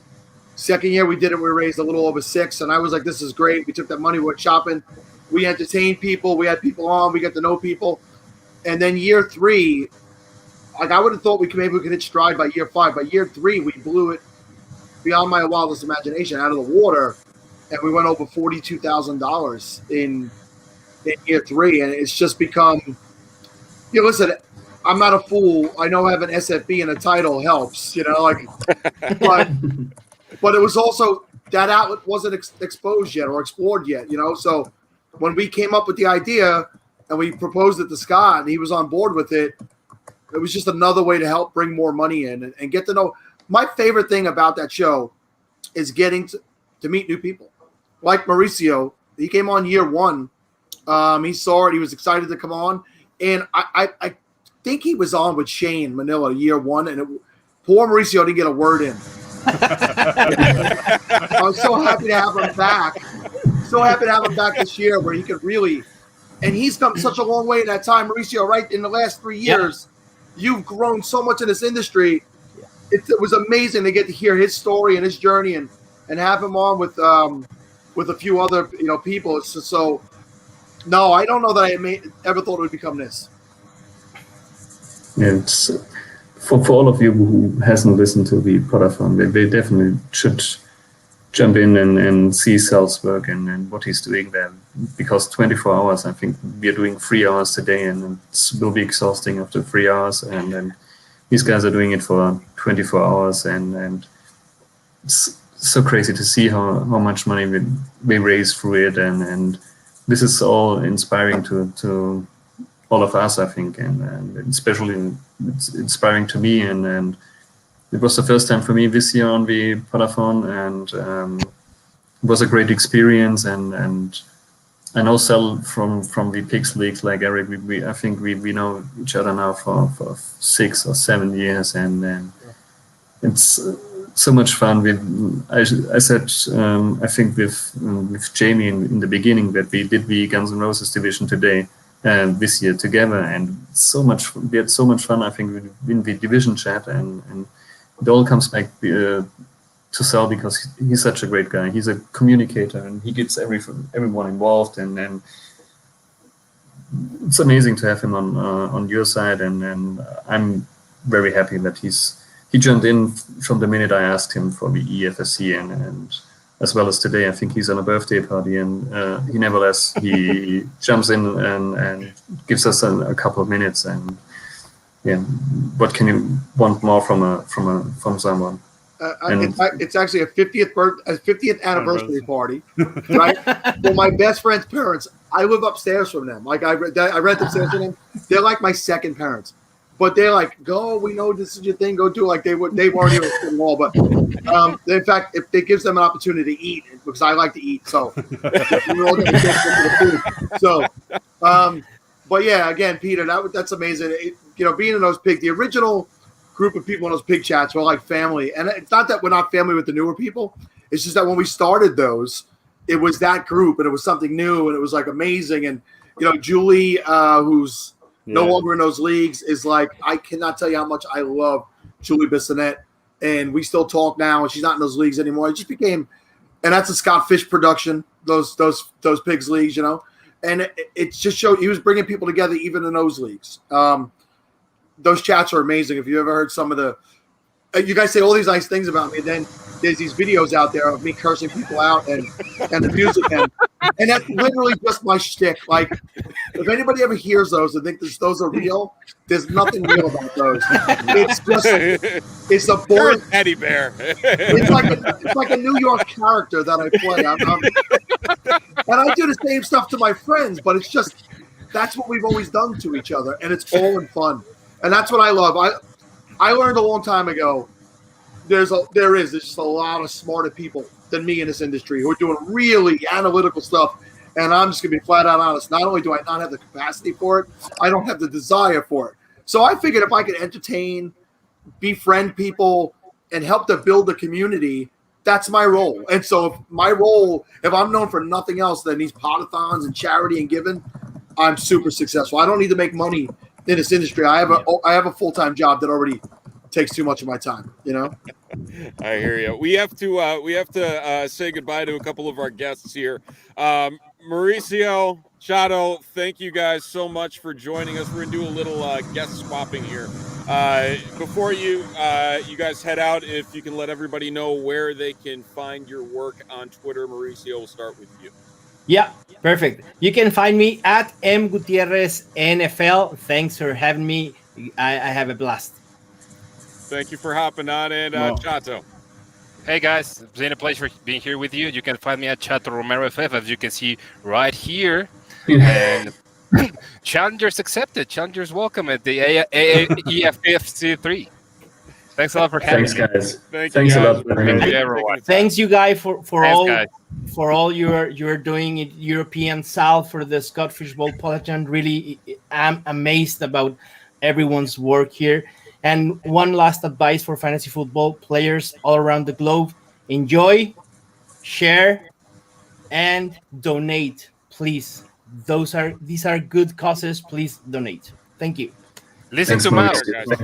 He knows what he's talking about. Thanks, Hal. Thanks, Steven. Thank you, guys. Eric, Peter. See you. Bye. Take care, guys. Bye, guys. Bye. Yeah. And with that, we're also actually going to bring in Jeremy Schwab, sitting in the green room. We'll bring him in and get this rolling as well. So we got Sal and Jeremy joining us here for the next 20-30 minutes, give or take. And again, welcome in and thanks for joining us. We're just again talking everything that has gone into these this charitable work and the podathons that have grown everywhere in this space. And I know that with what EFFC 3 is supporting here with working with charities that support children's mental health, your clinical psychology doctoral candidate. Again, just the importance of this space. I know 2020 was a crazy year, just in terms of that space in general, and not just children, but people everywhere with everything that was going on. Knowing that we're able to do this, just can you just describe the importance, just from your expertise and what you're currently working on with that doctorate. Yeah, well, thanks for having me. I got a nice preview there of Sal playing his kind of New Yorkish character there while I was waiting in the waiting backstage there. So that was a fun little warm up there. I'm excited to be here and certainly for the causes that were being discussed, and in this case, children's mental health. It's what I've dedicated my life to. So I actually more explicitly work with adults, but I think anytime you talk about adults, we were all kids once. And so that's, certainly an easy segue. But really, when we're talking about kids and kids' mental health, talking about kind of what kids learn in childhood. They learn how to feel, how to talk about, and how to understand, and eventually kind of react to distress, to their emotions, to the things that they experience in life. That's, the first opportunities to do that. And, they really, one of the main ways that kids learn how to do that is through others, through adults, through their other peers, through siblings, parents, aunts and uncles, grandparents, teachers, coaches, like whatever it may be. Like they're sponges. Kids are sponges that learn from people around them, and that's where this big link between how kids kind of learn how to deal with the stresses of life come from those around them. And if kids aren't taught kind of how to feel and how to think about and how to understand, that's where a lot of issues come in. And so my work with adults primarily, I study anxiety and depression at my doctoral program. I'm at Penn State, and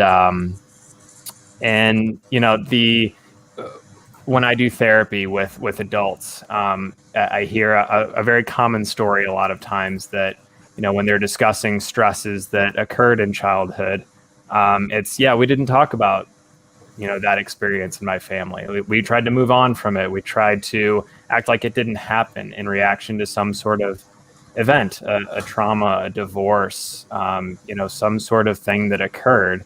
And so, it's often that they're either kind of not talking about it, or they're even taught to not talk about it. Either the opportunity is not presented, or it's even almost the culture of the family or the cultural society that they're in to not discuss those things. And that ultimately, makes the person who they become as an adult. And that's when we see a lot of issues kind of develop. It's not so much that things happen immediately.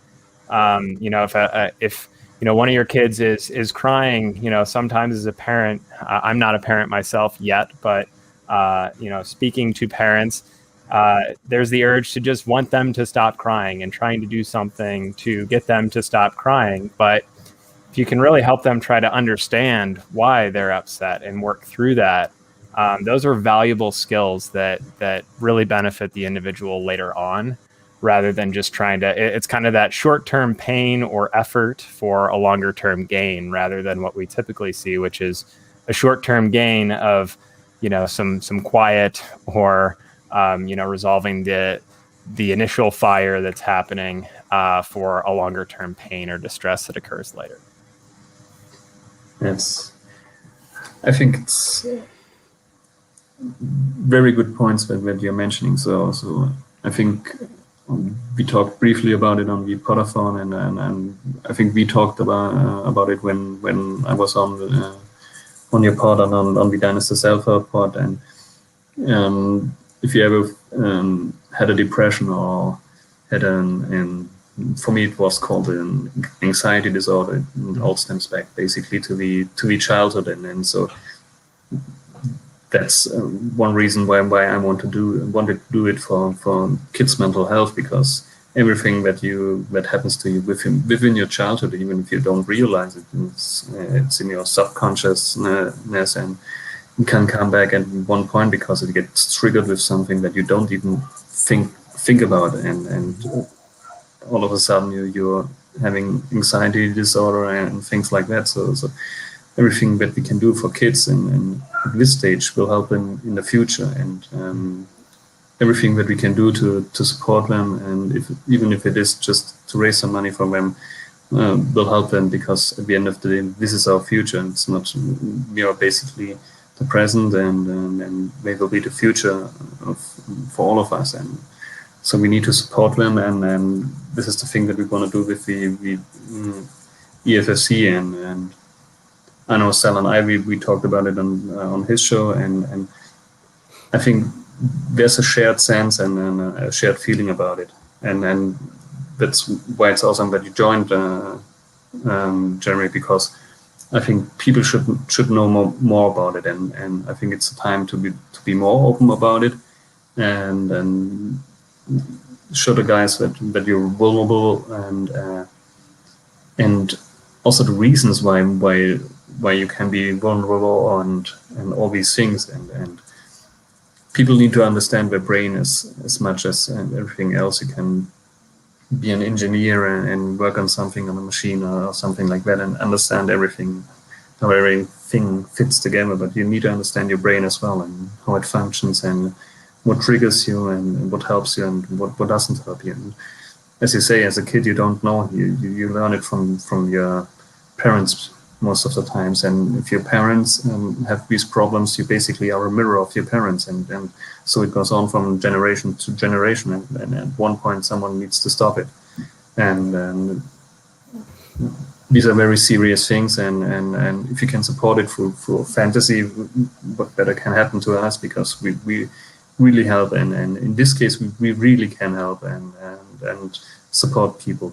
And I think it's important to share this knowledge, because most of the people, I guess, never seen a psychologist or or try to talk about it in an open space, and I think you can open the door for them to be more open, so that people can be more open about it. Because at the end of the day, what everyone needs to understand is, and what I learned, it's not your fault that you have these problems basically happen to you. It's not something that you chose, and so.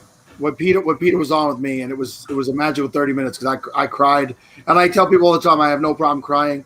I get teary eyed every time I talk about anything like this stuff, and to me it's actually the sign of a real man. It's not a sign of weakness.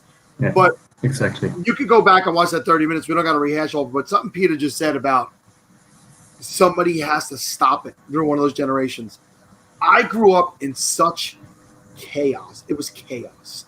Like, I had such a traumatic childhood, verbally, mental, physical abuse in my home. And I was the youngest of four, and I would come home when I got to high school, and they were all, every one of my siblings, as soon as they get out of the house, did, like, cop cars at the house every night. It was like insanity, you know? And it was just the way my family was. And I was chaotic as a young man. I was chaotic in the early portions of my marriage, you know? And my marriage ended. I spoke about this on the mental health Podathon both years. I fully feel it was a result of the things I dealt with growing up, right? And if I would have went to therapy sooner, I probably could have saved it. I didn't. I did go to therapy eventually. And the reason I can sit here with you men, women, or whoever and talk like this now is because of that therapy. Because I'm open, I'm honest. I feel I have nothing to hide. It's not my fault, like Peter said. And I felt like I needed to be that generation that stopped it. Peter, like when you said that, it like made my eyes glow, because I have adult children now, 21, 20, and 16, going to be 17. And it's like, I need to teach them that it shouldn't be this way, because I had portions of that in my early, rearing of my children. I was pent up like that. But I came to my senses and I stopped and I got help. And so you could change things midstream. It's never too late to go to therapy to do things different. So, man, that hit me so hard when you said one of the generations has to stop it. Amazing. Yeah, that's certainly the hope that's there, Sal, that you're talking about is, and I appreciate you sharing that. The hope is there that a lot of what we do in therapy is not what you think we do in therapy. It's not this scary thing. Like I think that we've seen in, the NFL, but sports broadly, like a lot more people being open about therapy, about being open about mental health. From Dak Prescott, last season, to Kevin Love before him, to Simone Biles most recently. Like, it's great to see that, but then there's still a stigma that okay, well, people can talk about it, but I'm still not going to admit that there's something that I need to work on. And that's what you're admitting. You're not admitting that there's something wrong with you, that you've done something wrong, that there's something that is broken that needs to be fixed. Like, that's not what you're doing. You're being vulnerable and saying, hey, I could work on some things to make my life and the life around me a little bit easier, because that's what we really do in therapy. It's not this magic thing. It's essentially learning skills or relearning skills that either you've developed certain patterns, you've developed different ways to cope that haven't worked out for you, or as we were talking earlier with kids, you learned a certain way that maybe isn't as adaptive in this world today, or it's not adaptive it may have been adaptive back in your family setting or in your town that you grew up in, but now you might be living somewhere else, working somewhere else, have additional stressors that you didn't have when you were 5, 10, 15 years old. So the circumstances have changed, and now the conversation has changed.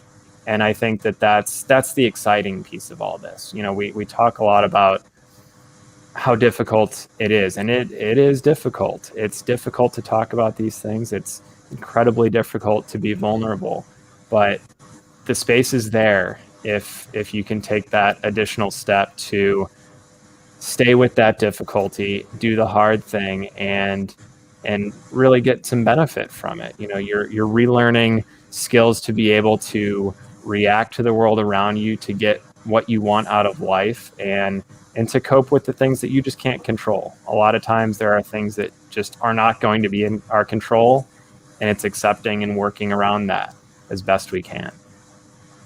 Yeah, and the fun thing about it is, I think, if you learn more about yourself, you're bringing it back to fantasy. You become a better fantasy player as well, because you're way more secure in your thinking and in your in your line of thinking, because you don't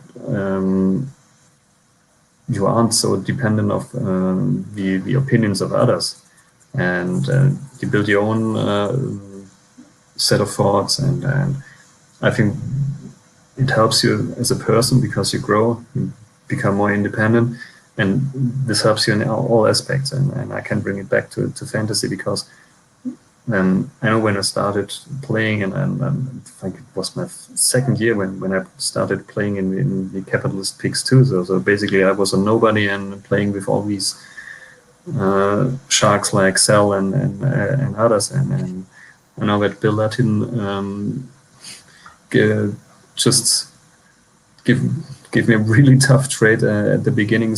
But you learn and you adapt, and what I learned through years, I wasn't there back in the days. So now you move on from this, you learn and you adjust, and I think these are the things that everyone needs to understand in all different sets.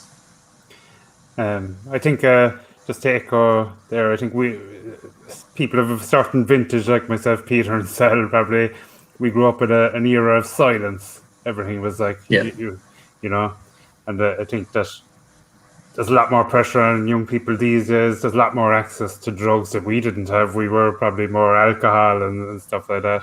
And social media is such a big thing now that we couldn't even phone each other. We didn't even have cell phones or a thing at the time. And hopefully that the money we raise now will give these charities will be able to give a voice to those people to come on earlier to talk about things, and not come to a stage where, like Sal, being a grown-up adult, only talking about it at that stage, that they get to talk about it earlier and as a kid, and be able to face it earlier and get over it, and not have the same problems down the line, isn't it? Yeah, I think especially on the Podathon, I think people should see, and I think in that regard, you have to be basically a role model, and I think Sal does a tremendous job, because he raises so much money through the Podathon, and he shows what kind of person you can be. You can be genuine, authentic, and still be a fun guy, and still be vulnerable, and you can show your emotions, and this doesn't mean you're a sissy because you showed emotions. I think it's the sign of a grown man. It's a sign that you're secure in yourself, and you can show your own emotions. And these are the things that we need to learn, because to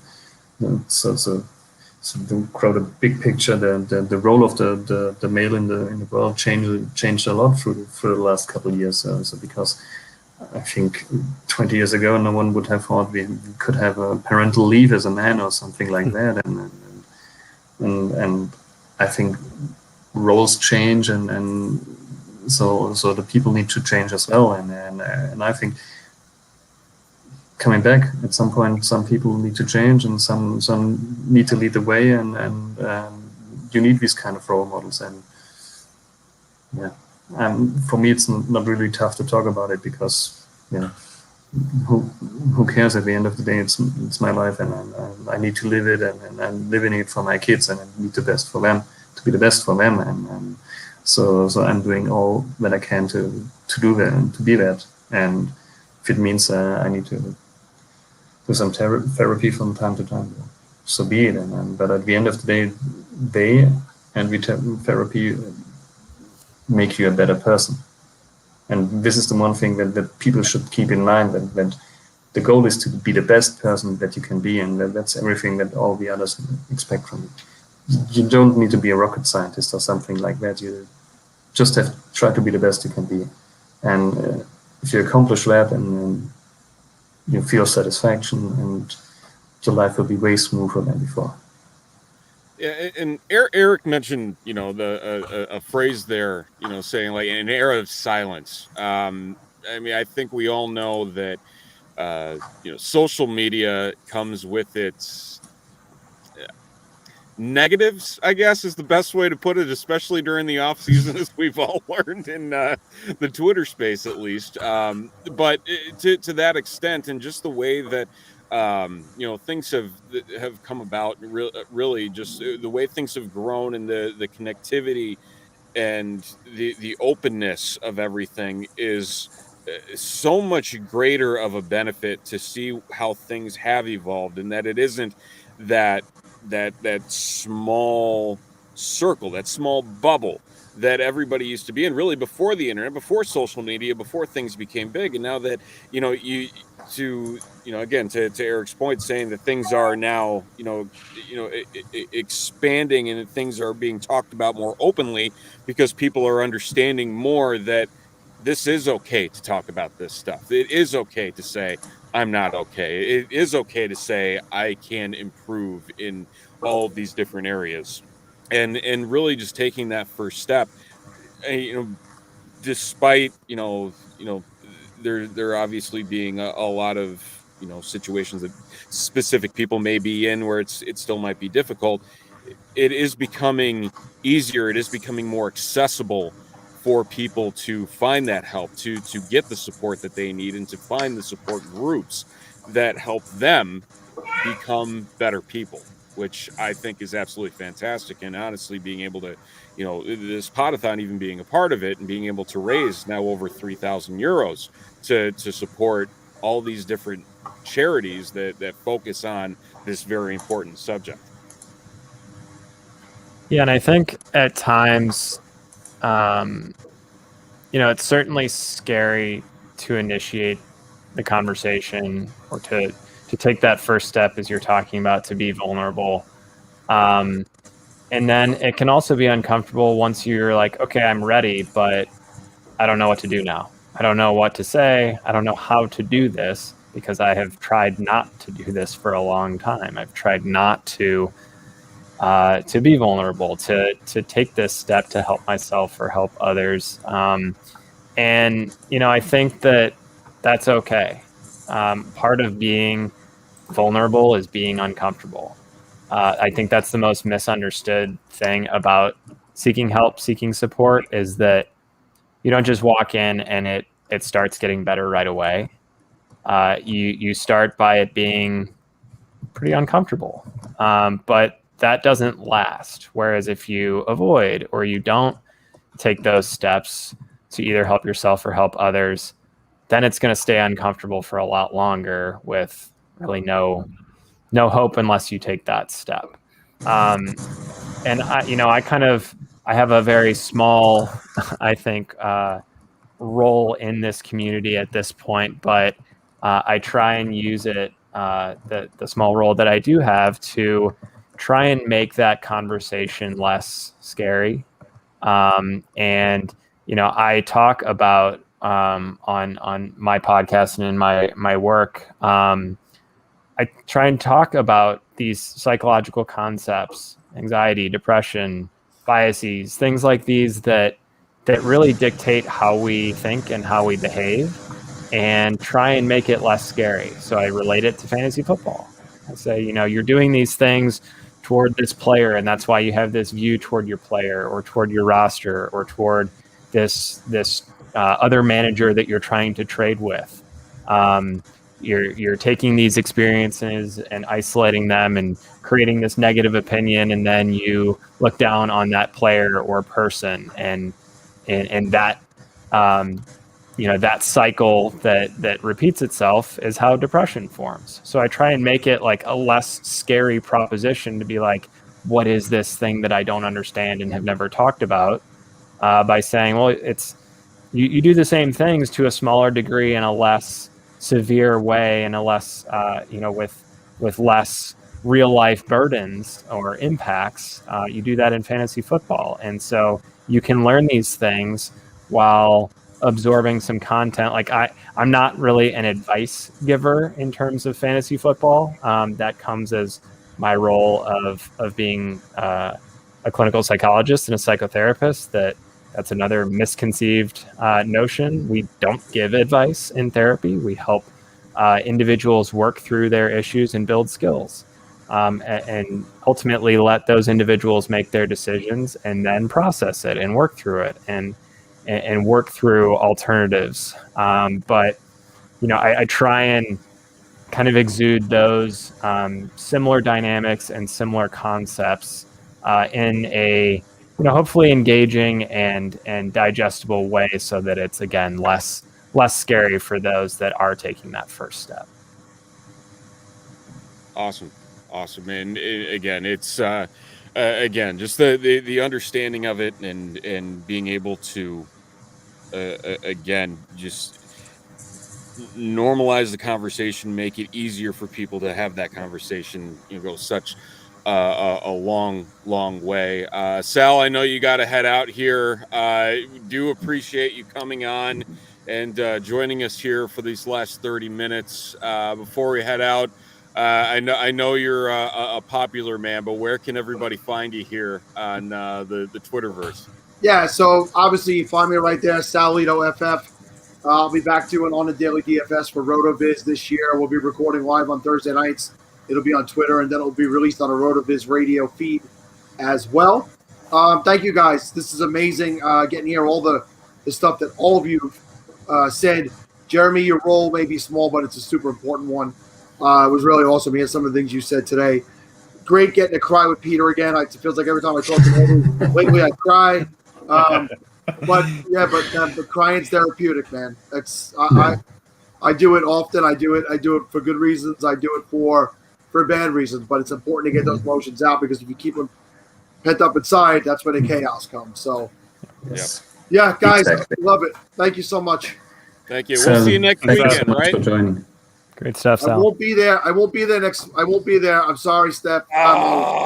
Killing me. My buddy pulled out. We were supposed to drive together. We were supposed to share the room together, and so unfortunately, I won't be able to do it by myself. So am. I'm so. If somebody wants to fly in a private jet and scoop me up, I'll come. But I wish I could. I'm disappointed, but I'm always. You can always find pictures of me on a lemonade stand on Twitter. All right, guys, be well. All right, take care. Matt offered you just a new bed, an extra bed. We actually have two more guests joining us here that are sitting back in the green room. We'll welcome them in now. First, we have Dynasty League football writer and host of the Dynasty Game Night and the Zookeeper Stories podcast. That would be the one, the only Matt Price. Matt, welcome in. Thanks for having me, guys. Excited to be here. I've caught a little bit of the show, and you guys have done a great job so far. So happy to join. Thanks. Appreciate it. And we have another Matt. We have the twin Matts, and going across the border to the land of Canada. It is Matt Donnelly, creator of the Dynasty Vipers. That lovely snake background. Yeah, it's all right here. And the stash. You can't forget about the stash. I just wanted to point out that Sal's Lemonade brings all the boys to the yard before we get any further. He's got a big enough head, man. He doesn't need help. The big old bold, beautiful mug. I love bold people. Thanks, guys, for joining. It's awesome to have you on. We're winding down here into the last 30 minutes of the inaugural European Fantasy Football Contest Podathon.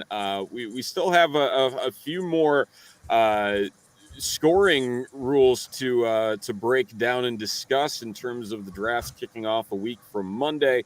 With everything we have going on, we did discuss a little bit about the rushing, some unique points here with 0.2 points per rush attempt.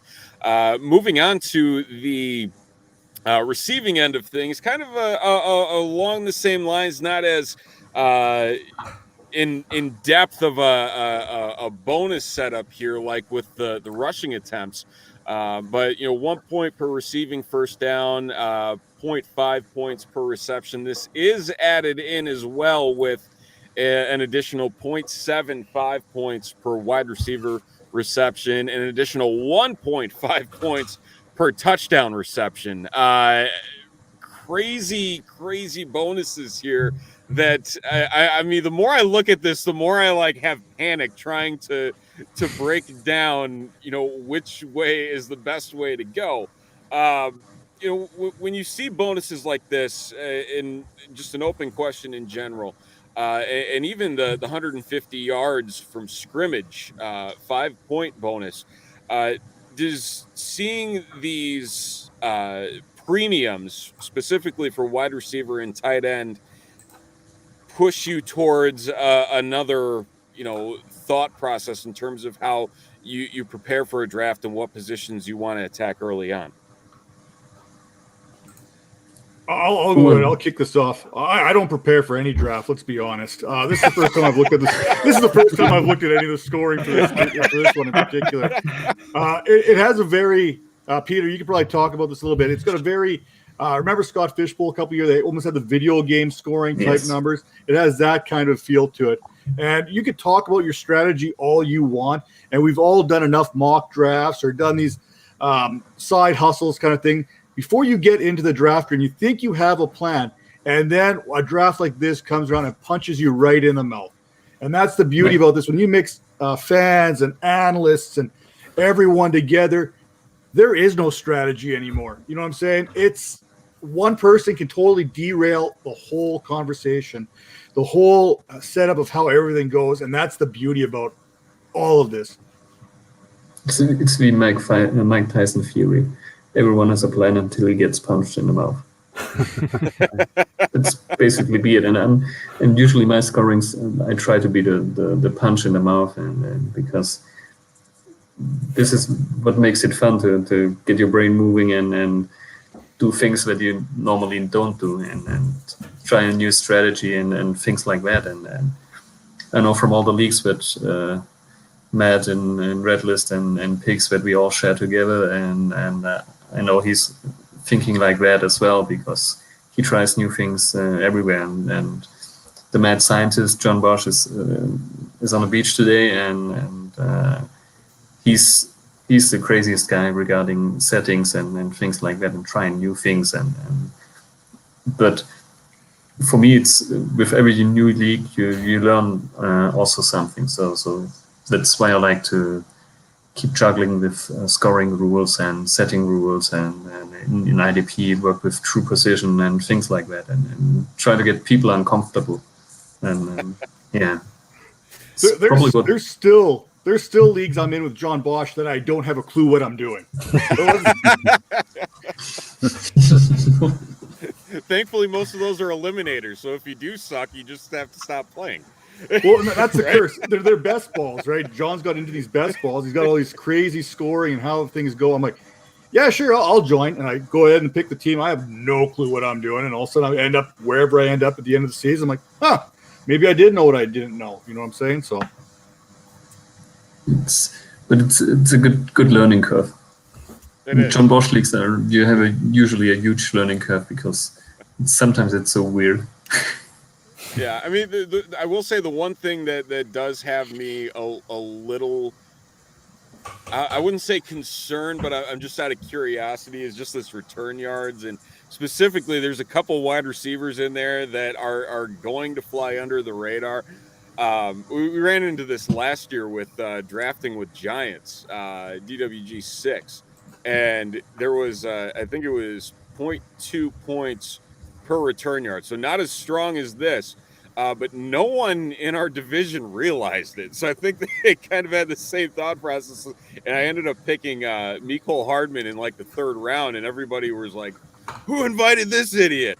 And so it's like, okay, well, you gotta pay attention to things a little bit. Tyler Lockett, he was up there too, with bigger names that got that boost because of that. But it like you mentioned, John Bosch obviously having the different leagues. He just created one called Kaleidoscope, which is a complete chaotic mess of basically pick your own team out of ADP. And man, I tell you, it's I hear you, Matt, when you say, you know, you can go into it and say, I don't prepare for anything, because again, it can definitely turn into mass chaos very, very quickly. I mean, heck, I think we've all learned that, you know, one way or another, even here, or experienced it, I should say, in the last year with one of the various leagues that I'm sure everybody's a part of. Yeah, the craziest league that John set up was we did an eliminator only pre-draft. So you basically had to line up 272 players, and everything. I'd rather die. went through pre-draft. Honestly, It has been so crazy. And at the end of the day, I think I have a pretty good roster, but it had been so bad to set up 272 players with defenses at one point. Just putting some players. The draft is supposed to be the fun part of the league, not the, like the annoying, tedious part of the league. So Matt, tell us a bit about the Red List leagues, because I play in two of them, and I think these are awesome leagues because we talk a lot about charity, and we are usually donating to humans, and you're then doing some great stuff for animals, and I think this needs to be discussed as well, because what we are doing with our as humans to the earth and the nature is also as crazy as well, and I think it's crazy that we keep fighting against some animals or hunting them down, and so yeah, it's a thing that we should support as well, and so maybe you can give the Europeans who probably don't know what Red List leagues are some glimpse of it, and yeah, just tell them. Yeah, it's I came up with the idea, you know, obviously Scott Fish was a huge influence on putting a charity into basically all of my leagues at this point. So, you know, I might as well use my profession and what little platform I have in the fantasy community to build some leagues that also give money to wildlife conservation efforts. And right now there are 3 of them. I was supposed to get a 4th one started this year, but didn't quite get it under the radar, or excuse me, under the deadline there before the season's going to start. So we'll look forward to that next year. But yeah, annually the 3 leagues together give away just over $1,000 to wildlife charities.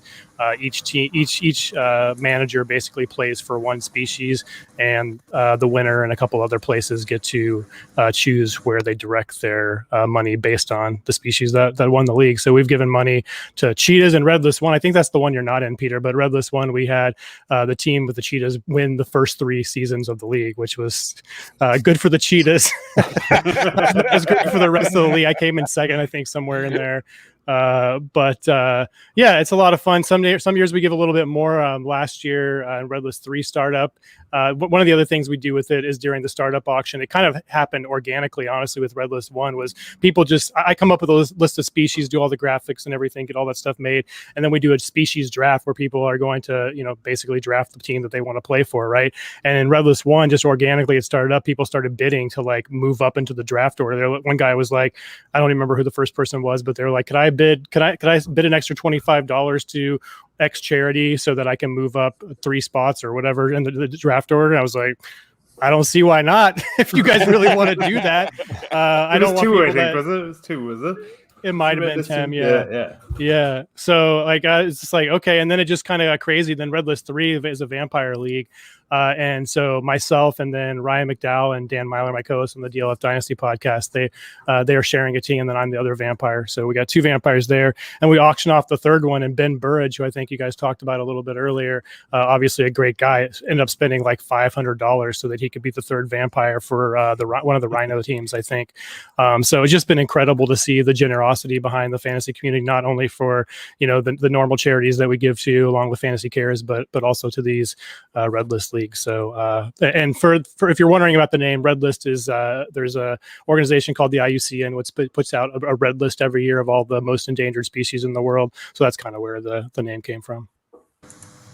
Yeah, no, I wanted to be vampire as well, but I set my budget. I think yeah, people that he went 200 and they went crazy. I thought I thought maybe $100, and then Ben busts out 500. I was like, wow, that's incredible. So I almost felt bad like taking it. Like I was, it was but insane. I know I paid for the leopards in Red List 2. I think I paid $30 just to get them. So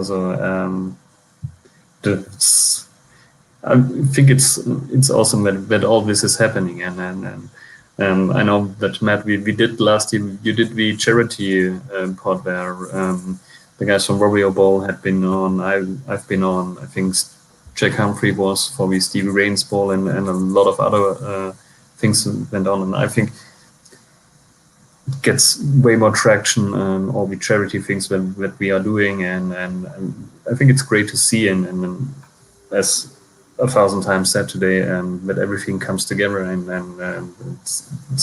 the world's becoming way smaller because, we are sitting in different parts of the world, but we're sharing our thoughts, and I think we have all the same goals, and try to make everything a better place, and help other people who aren't as lucky as us probably, and it's so great to see, and bringing back to the EFFC, it's everyone who's in divisions with Matt, or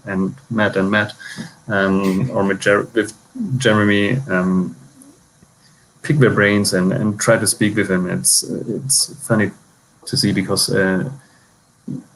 everyone knows you guys from Twitter, and knows you have podcasts, and you're.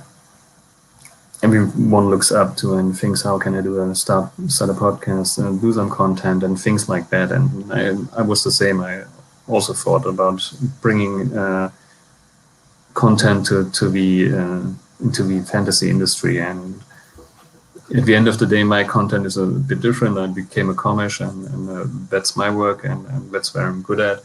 And that's just try to find your niche and try to get in and try to interact with people, and that's the way to go. And we're all just regular dudes, feel free to reach out and talk. None of us are above talking to the lay people, whatever you want to call them. Just because I make content doesn't mean I'm better at anything than you are. So feel free to reach out and have a conversation about anything. And I think this is the great thing. A guy like Jonas Hubin from Swiss basically did that, and he's now in so many leagues, and he's becoming a part of it. And I think this is great to see, because it's becoming a global game, and I know there's so many Irish guys.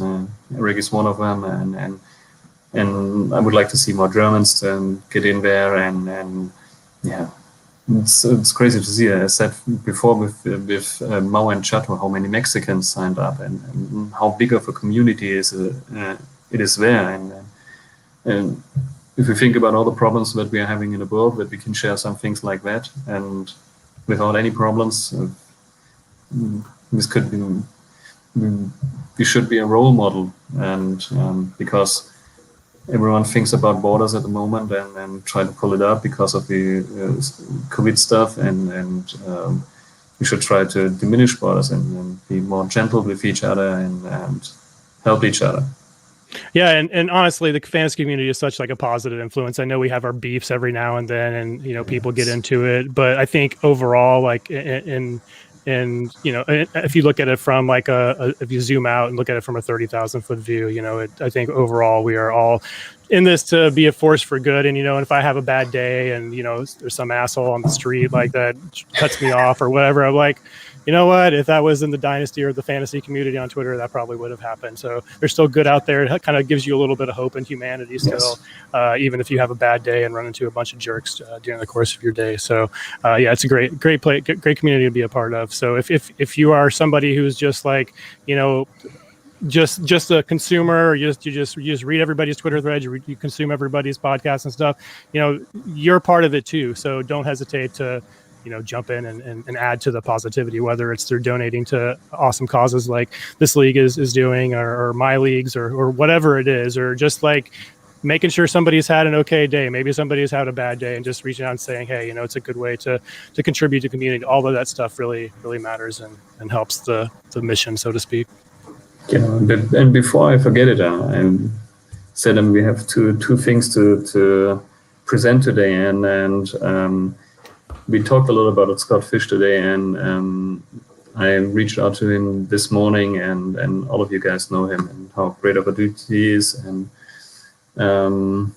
he gave us a spot for the SFB 12 next year. So the winner of the EFFC will participate in the SFB 12. There's one small disclaimer with it. You have to be gentle to participate in the SFB 12 because there are people in the Twitter world that are basically assholes who get after Scott, and so ridiculous. Kind of, that's what I wanted to say. It's kind of ridiculous to go after Scott because he does so many things, and everyone who knows Scott he's the greatest dude. He won't fight with anyone. He's a huge dude, but I don't think he can could fight, to be honest. And that's the only disclaimer that he had. If someone did something bad or he's banned from the SFB, he can't join. But I don't think any European managed to do it as of now. So yeah. The winner of the EFFC will participate in next year's Scott Fish Bowl. So this is your chance to jump in. And I think all of us played in the Scott Fish Bowl, so we all know what a great experience it is. And it's I think it's the epitome of the whole community. All that comes there together in the Scott Fish Bowl, because it's such an amazing event, and it's just, for me, it's just fun to be a part of the charity contests and doing something good as well. And so yeah, this is the second big thing that we had, and I hope everyone is happy about it, and it feeds the competition. Absolutely, and again, just everything that the Scott Fish Bowl has been. I mean, heck, even just personally, my involvement with everything here all stems from being a part of the Scott Fish Bowl. So again, it's awesome to see the effect that it has had and what it's been able to do from just a charitable standpoint, a community standpoint. It's been fantastic. So Matt, do you want to tell us about the Dynasty Vipers? Because I know the Vipers came up. I think I recognized them. Was it 2 years ago that I really recognized them, or is it even longer? So the time is blurry, becoming blurry over the time, over the last years. That's just the old age starting to kick in. My last 5 years, I don't even remember what's going on. It's like one giant blackout. But yeah, we probably really stepped up our game thanks to people like Stephen there with the graphics, and Bob there, who I've seen in the chat room. They've really helped us bring the graphics game up, which brought up the YouTube, which brought up the website, which really helped going forward. I just want to give a quick shout out there to Ben. Ben, if you're looking for an animal to sponsor, I suggest a viper. I'll drop a PayPal link a little bit later. So if you want to throw $500 to a viper, I got you covered. But you guys have also mentioned it takes dancers dance, singers sing, and the fantasy football community takes all kinds of people. And if you're in that spot right now where you're like, you know what, I could be an analyst, maybe I could try, hit me up too, because we bring in people with no experience and try and cut their teeth and get their work published out there on dynastyvipers.com. And a lot of people have come through that route and done that kind of stuff, because that's basically how the Vipers got started. It started back at Scott Fish Bowl 7. It really did, because I got in there, and I'm a petty individual. I got no problem admitting it. I do have some Irish blood in me, Eric. So it does flow. And I seen like Matt Donnelly fan, and I was like, I don't know if I like that. I've told the story before.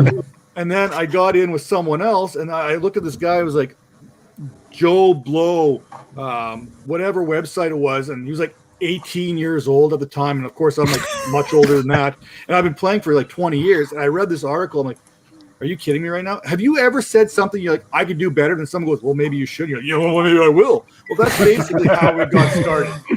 So if you're ever thinking about getting involved in the writing or content creating, do it. Just do it. You know what I mean?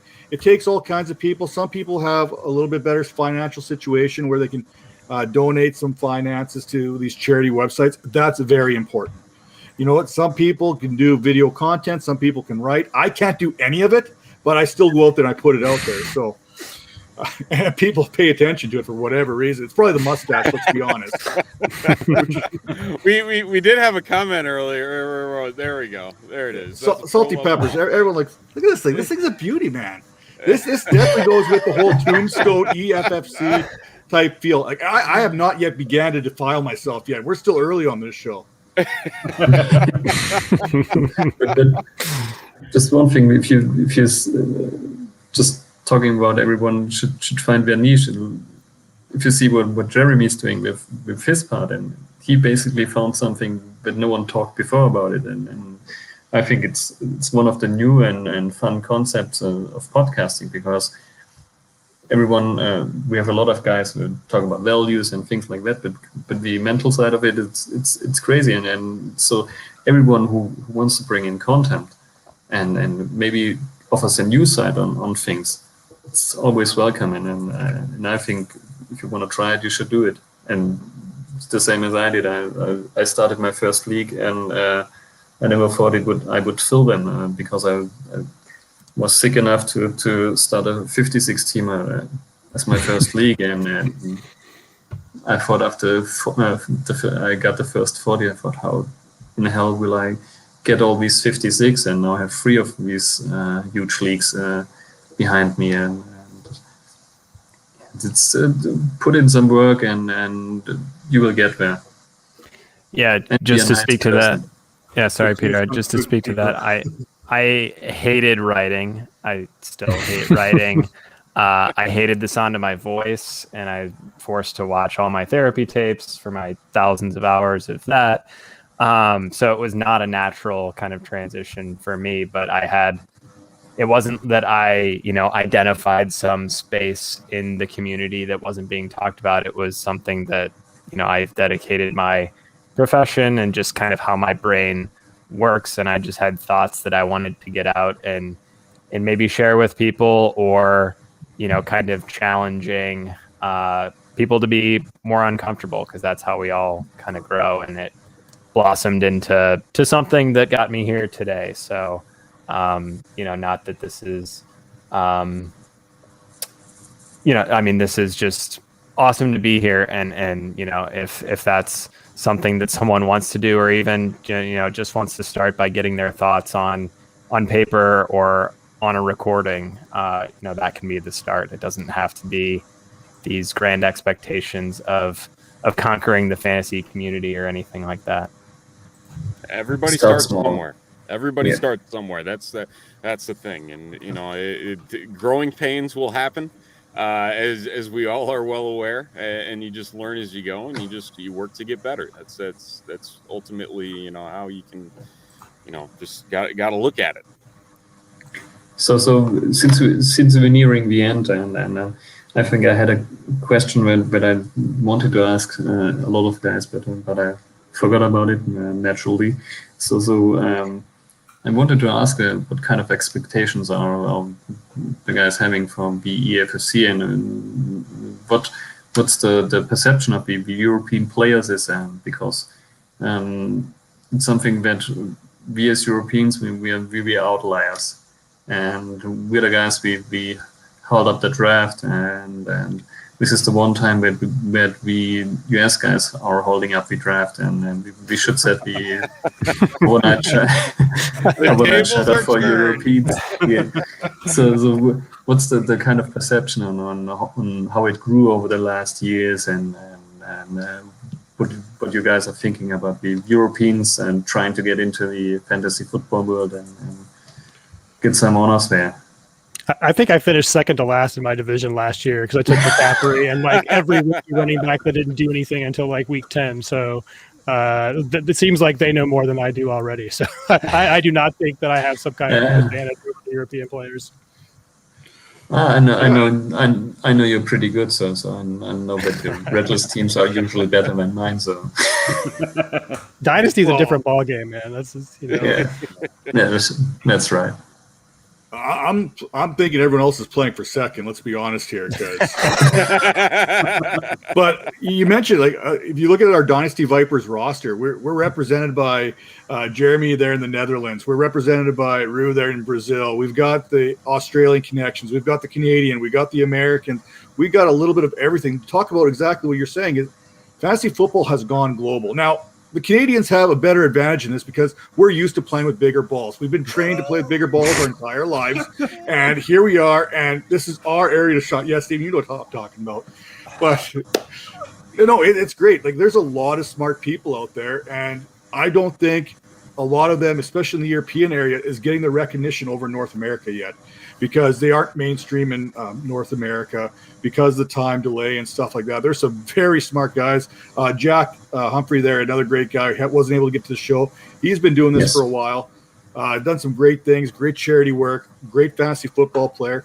But I don't know how many people on the mainstream side know who he is yet. And I think we're going to see more and more of that European flavor, like yourself, Peter, coming into North America, getting that recognition you guys all deserve over there because there's some very good players over in that European area. So I'm looking forward to it. And, of course, it's a very untapped resource. Like the fantasy football in Europe is very untapped. I think I look around in Canada alone. I know we're not nearly as a big with fantasy football as I would like to see, especially in Western. Maybe out East is more Americanized. But, I can walk around here in where I live, and I can mention the name Scott Fish or even Matthew Barry, and I don't know how many people would actually know what I'm talking about. And I'm sure you guys got the same thing over in Europe where it's not quite there yet. Now, if you mention a football player or because of everything that the Jaguars have been doing, bringing the games to London and stuff like that, I think the game is getting bigger and bigger and bigger. We've seen that grow from NFL Europe all the way through these regular season games. Now it's just a matter of time before fantasy football really takes off, I think, over there. And we're going to see a huge influx of fantasy football competitors and analysts coming from that part of the globe. And I think that's a great last point, to be honest, because I think that sums everything up with what we want to do. And I think you could be the perfect representative of the EFFC as well, Matt. Well, I got the face, right? You got the face of the billboards. Slap that sticker on there, throw the mustache sticker with an EFFC there, and we're ready to roll. No, but I think this is really that's the thing that my feeling is about as well, because that it's slowly growing, and that there are a lot of smart people playing DFS and things like that I don't have any clue of DFS because I'm full with Dynasty and adding on DFS. My wife she's already mad, so she would be even mad afterwards. Well, it's got to start somewhere. It didn't just blow up in America. It took time for that to happen. Yeah. It was very territorial. You had your California, you had Minnesota area, you had your Ohio area, you had a little bit of Florida before it really took off. You talk to guys like Bob Harris and Paul Charchi and some of these godfathers of fantasy football, where they were running things off of 1-800 numbers and fax machines. And Paul Charchi was sending out scores in the mail from his apartment. That's where it started. It didn't just blow up all of a sudden. I think we're taking the right steps over in Europe and even Asia. I think it's getting a little bit more popular there as well. I think it's going to go huge on the global aspect here sooner than later. Yeah, and I think as well and the fun thing is that and you need to get the people in touch with the more unique leagues, and I think most of the guys in Europe are playing basically on sleepers. I think it's very big over here, but the customization on sleepers isn't very big. And if you want to do the fun things like Red List or the Pigs Leagues and all these specifications and with bankroll and things like that, which I think are the most fun of it, we have to get on other platforms. Basically, the only one that can handle is MFL, and I think this is the next step. As soon as more people are playing on MFL with specialized leagues and get in touch with the Americans and on the outlier, and as soon as the word spreads, even more people will come in, and it's becoming even more global. And this will really be fun, and I hope Scott will really do the live drafts next year, and how much fun would it be to see so many live drafts basically on Twitter and see people get together, give a hug to someone, and basically strangers are coming together and share something and do it for charity. So absolutely, this would be awesome. Yeah, for sure. Well, I know we're like you mentioned here, Peter. We're nearing the end of things. Before we wrap things up, obviously want to give our three guests still with us here a chance to plug what they have going on and where they can find their work, where people can find their work on the Twitterverse and everywhere beyond. Jeremy, let's start with you. Yeah, I mean, I was just so excited to be a part of this. Looking forward to taking on my Gladiator Division competitors and having my vengeance, as Maximus would say. But you can find me on Twitter at Jared Schwob. It's listed there. If you want to kind of dip your toe into some of the psychological content, you can find that at Dynasty Self-Help, the Dynasty Self-Help podcast. I write for DLF under a similar tone and message, and just explore things that are happening for Dynasty players and fantasy gamers, from a psychological lens.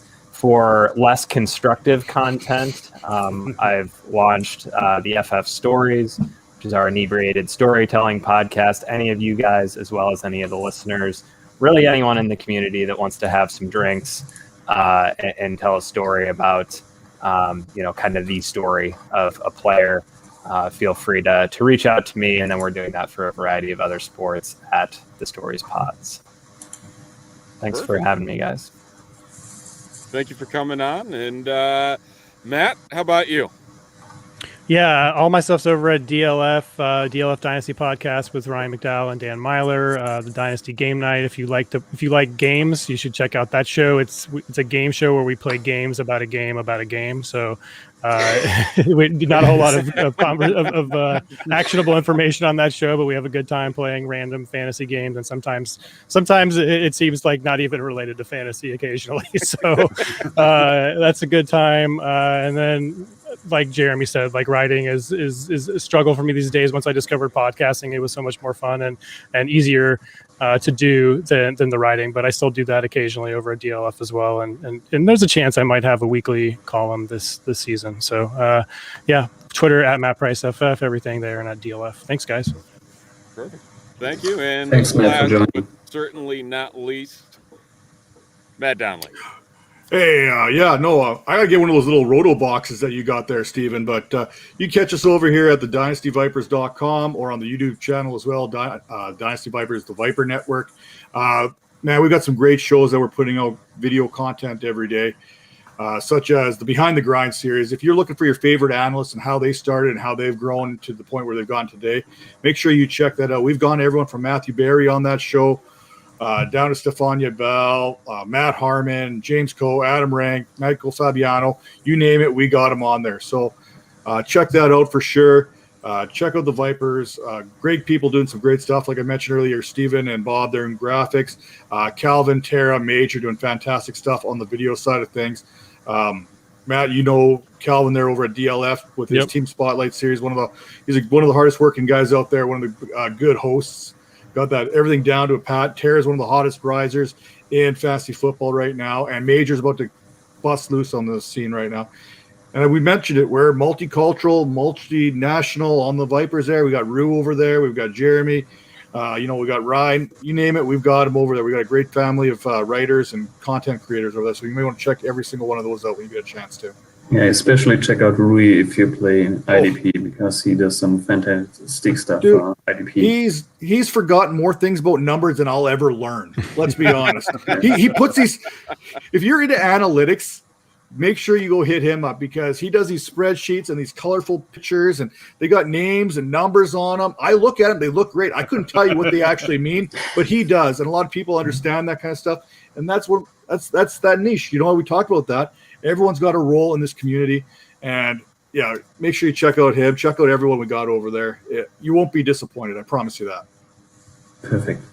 Perfect. Thank you both for hopping on and being a part in this and helping us wrap things up here. Again, visit European FFC on Twitter for the link to donate to the EFFC3 charity pot that we have going on here. Over 3,000 euros that are going to be supporting 5 charities dedicated to children's mental health services. So very happy with how that's built up here, and still plenty of time to go. The draft's kicking off on a week from Monday. Not 2 weeks, a week from Monday. I'm going to get that right this time. But plenty to discuss. And again, if you are a part of EFFC3 or want to join the fight and helping raise awareness, do use the hashtag EFFC3. Eric, Peter, final thoughts? Thanks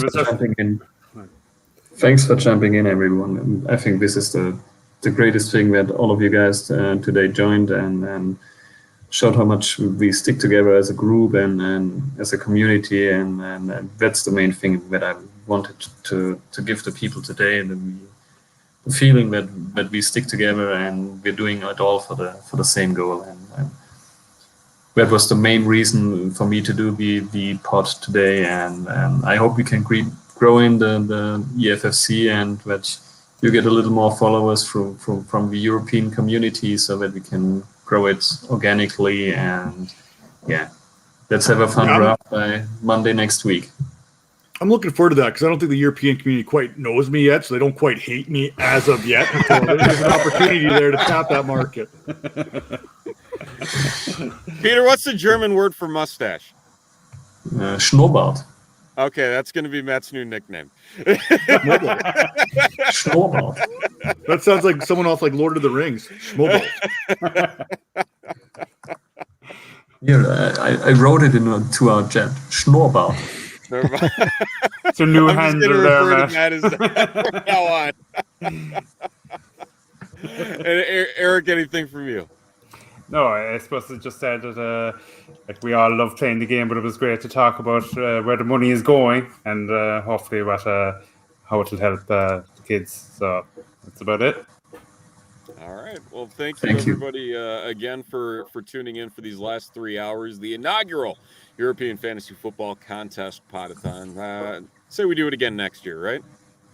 I think so. I think we need a year. Started off pretty good. We'll build our way up to 24 hours. Grand old time. But I think we need to get Sal on board to do 24 hours. There you go. Well, thank you all for watching. And again, visit European FFC on Twitter for the link to donate and be a part of the great things going on there. Have a wonderful rest of your Saturday or even Sunday in some places, depending where you're watching. Nevertheless, enjoy the rest of your weekend. Take care, everybody. Have a great Sunday, everyone. Bye. Good night, guys.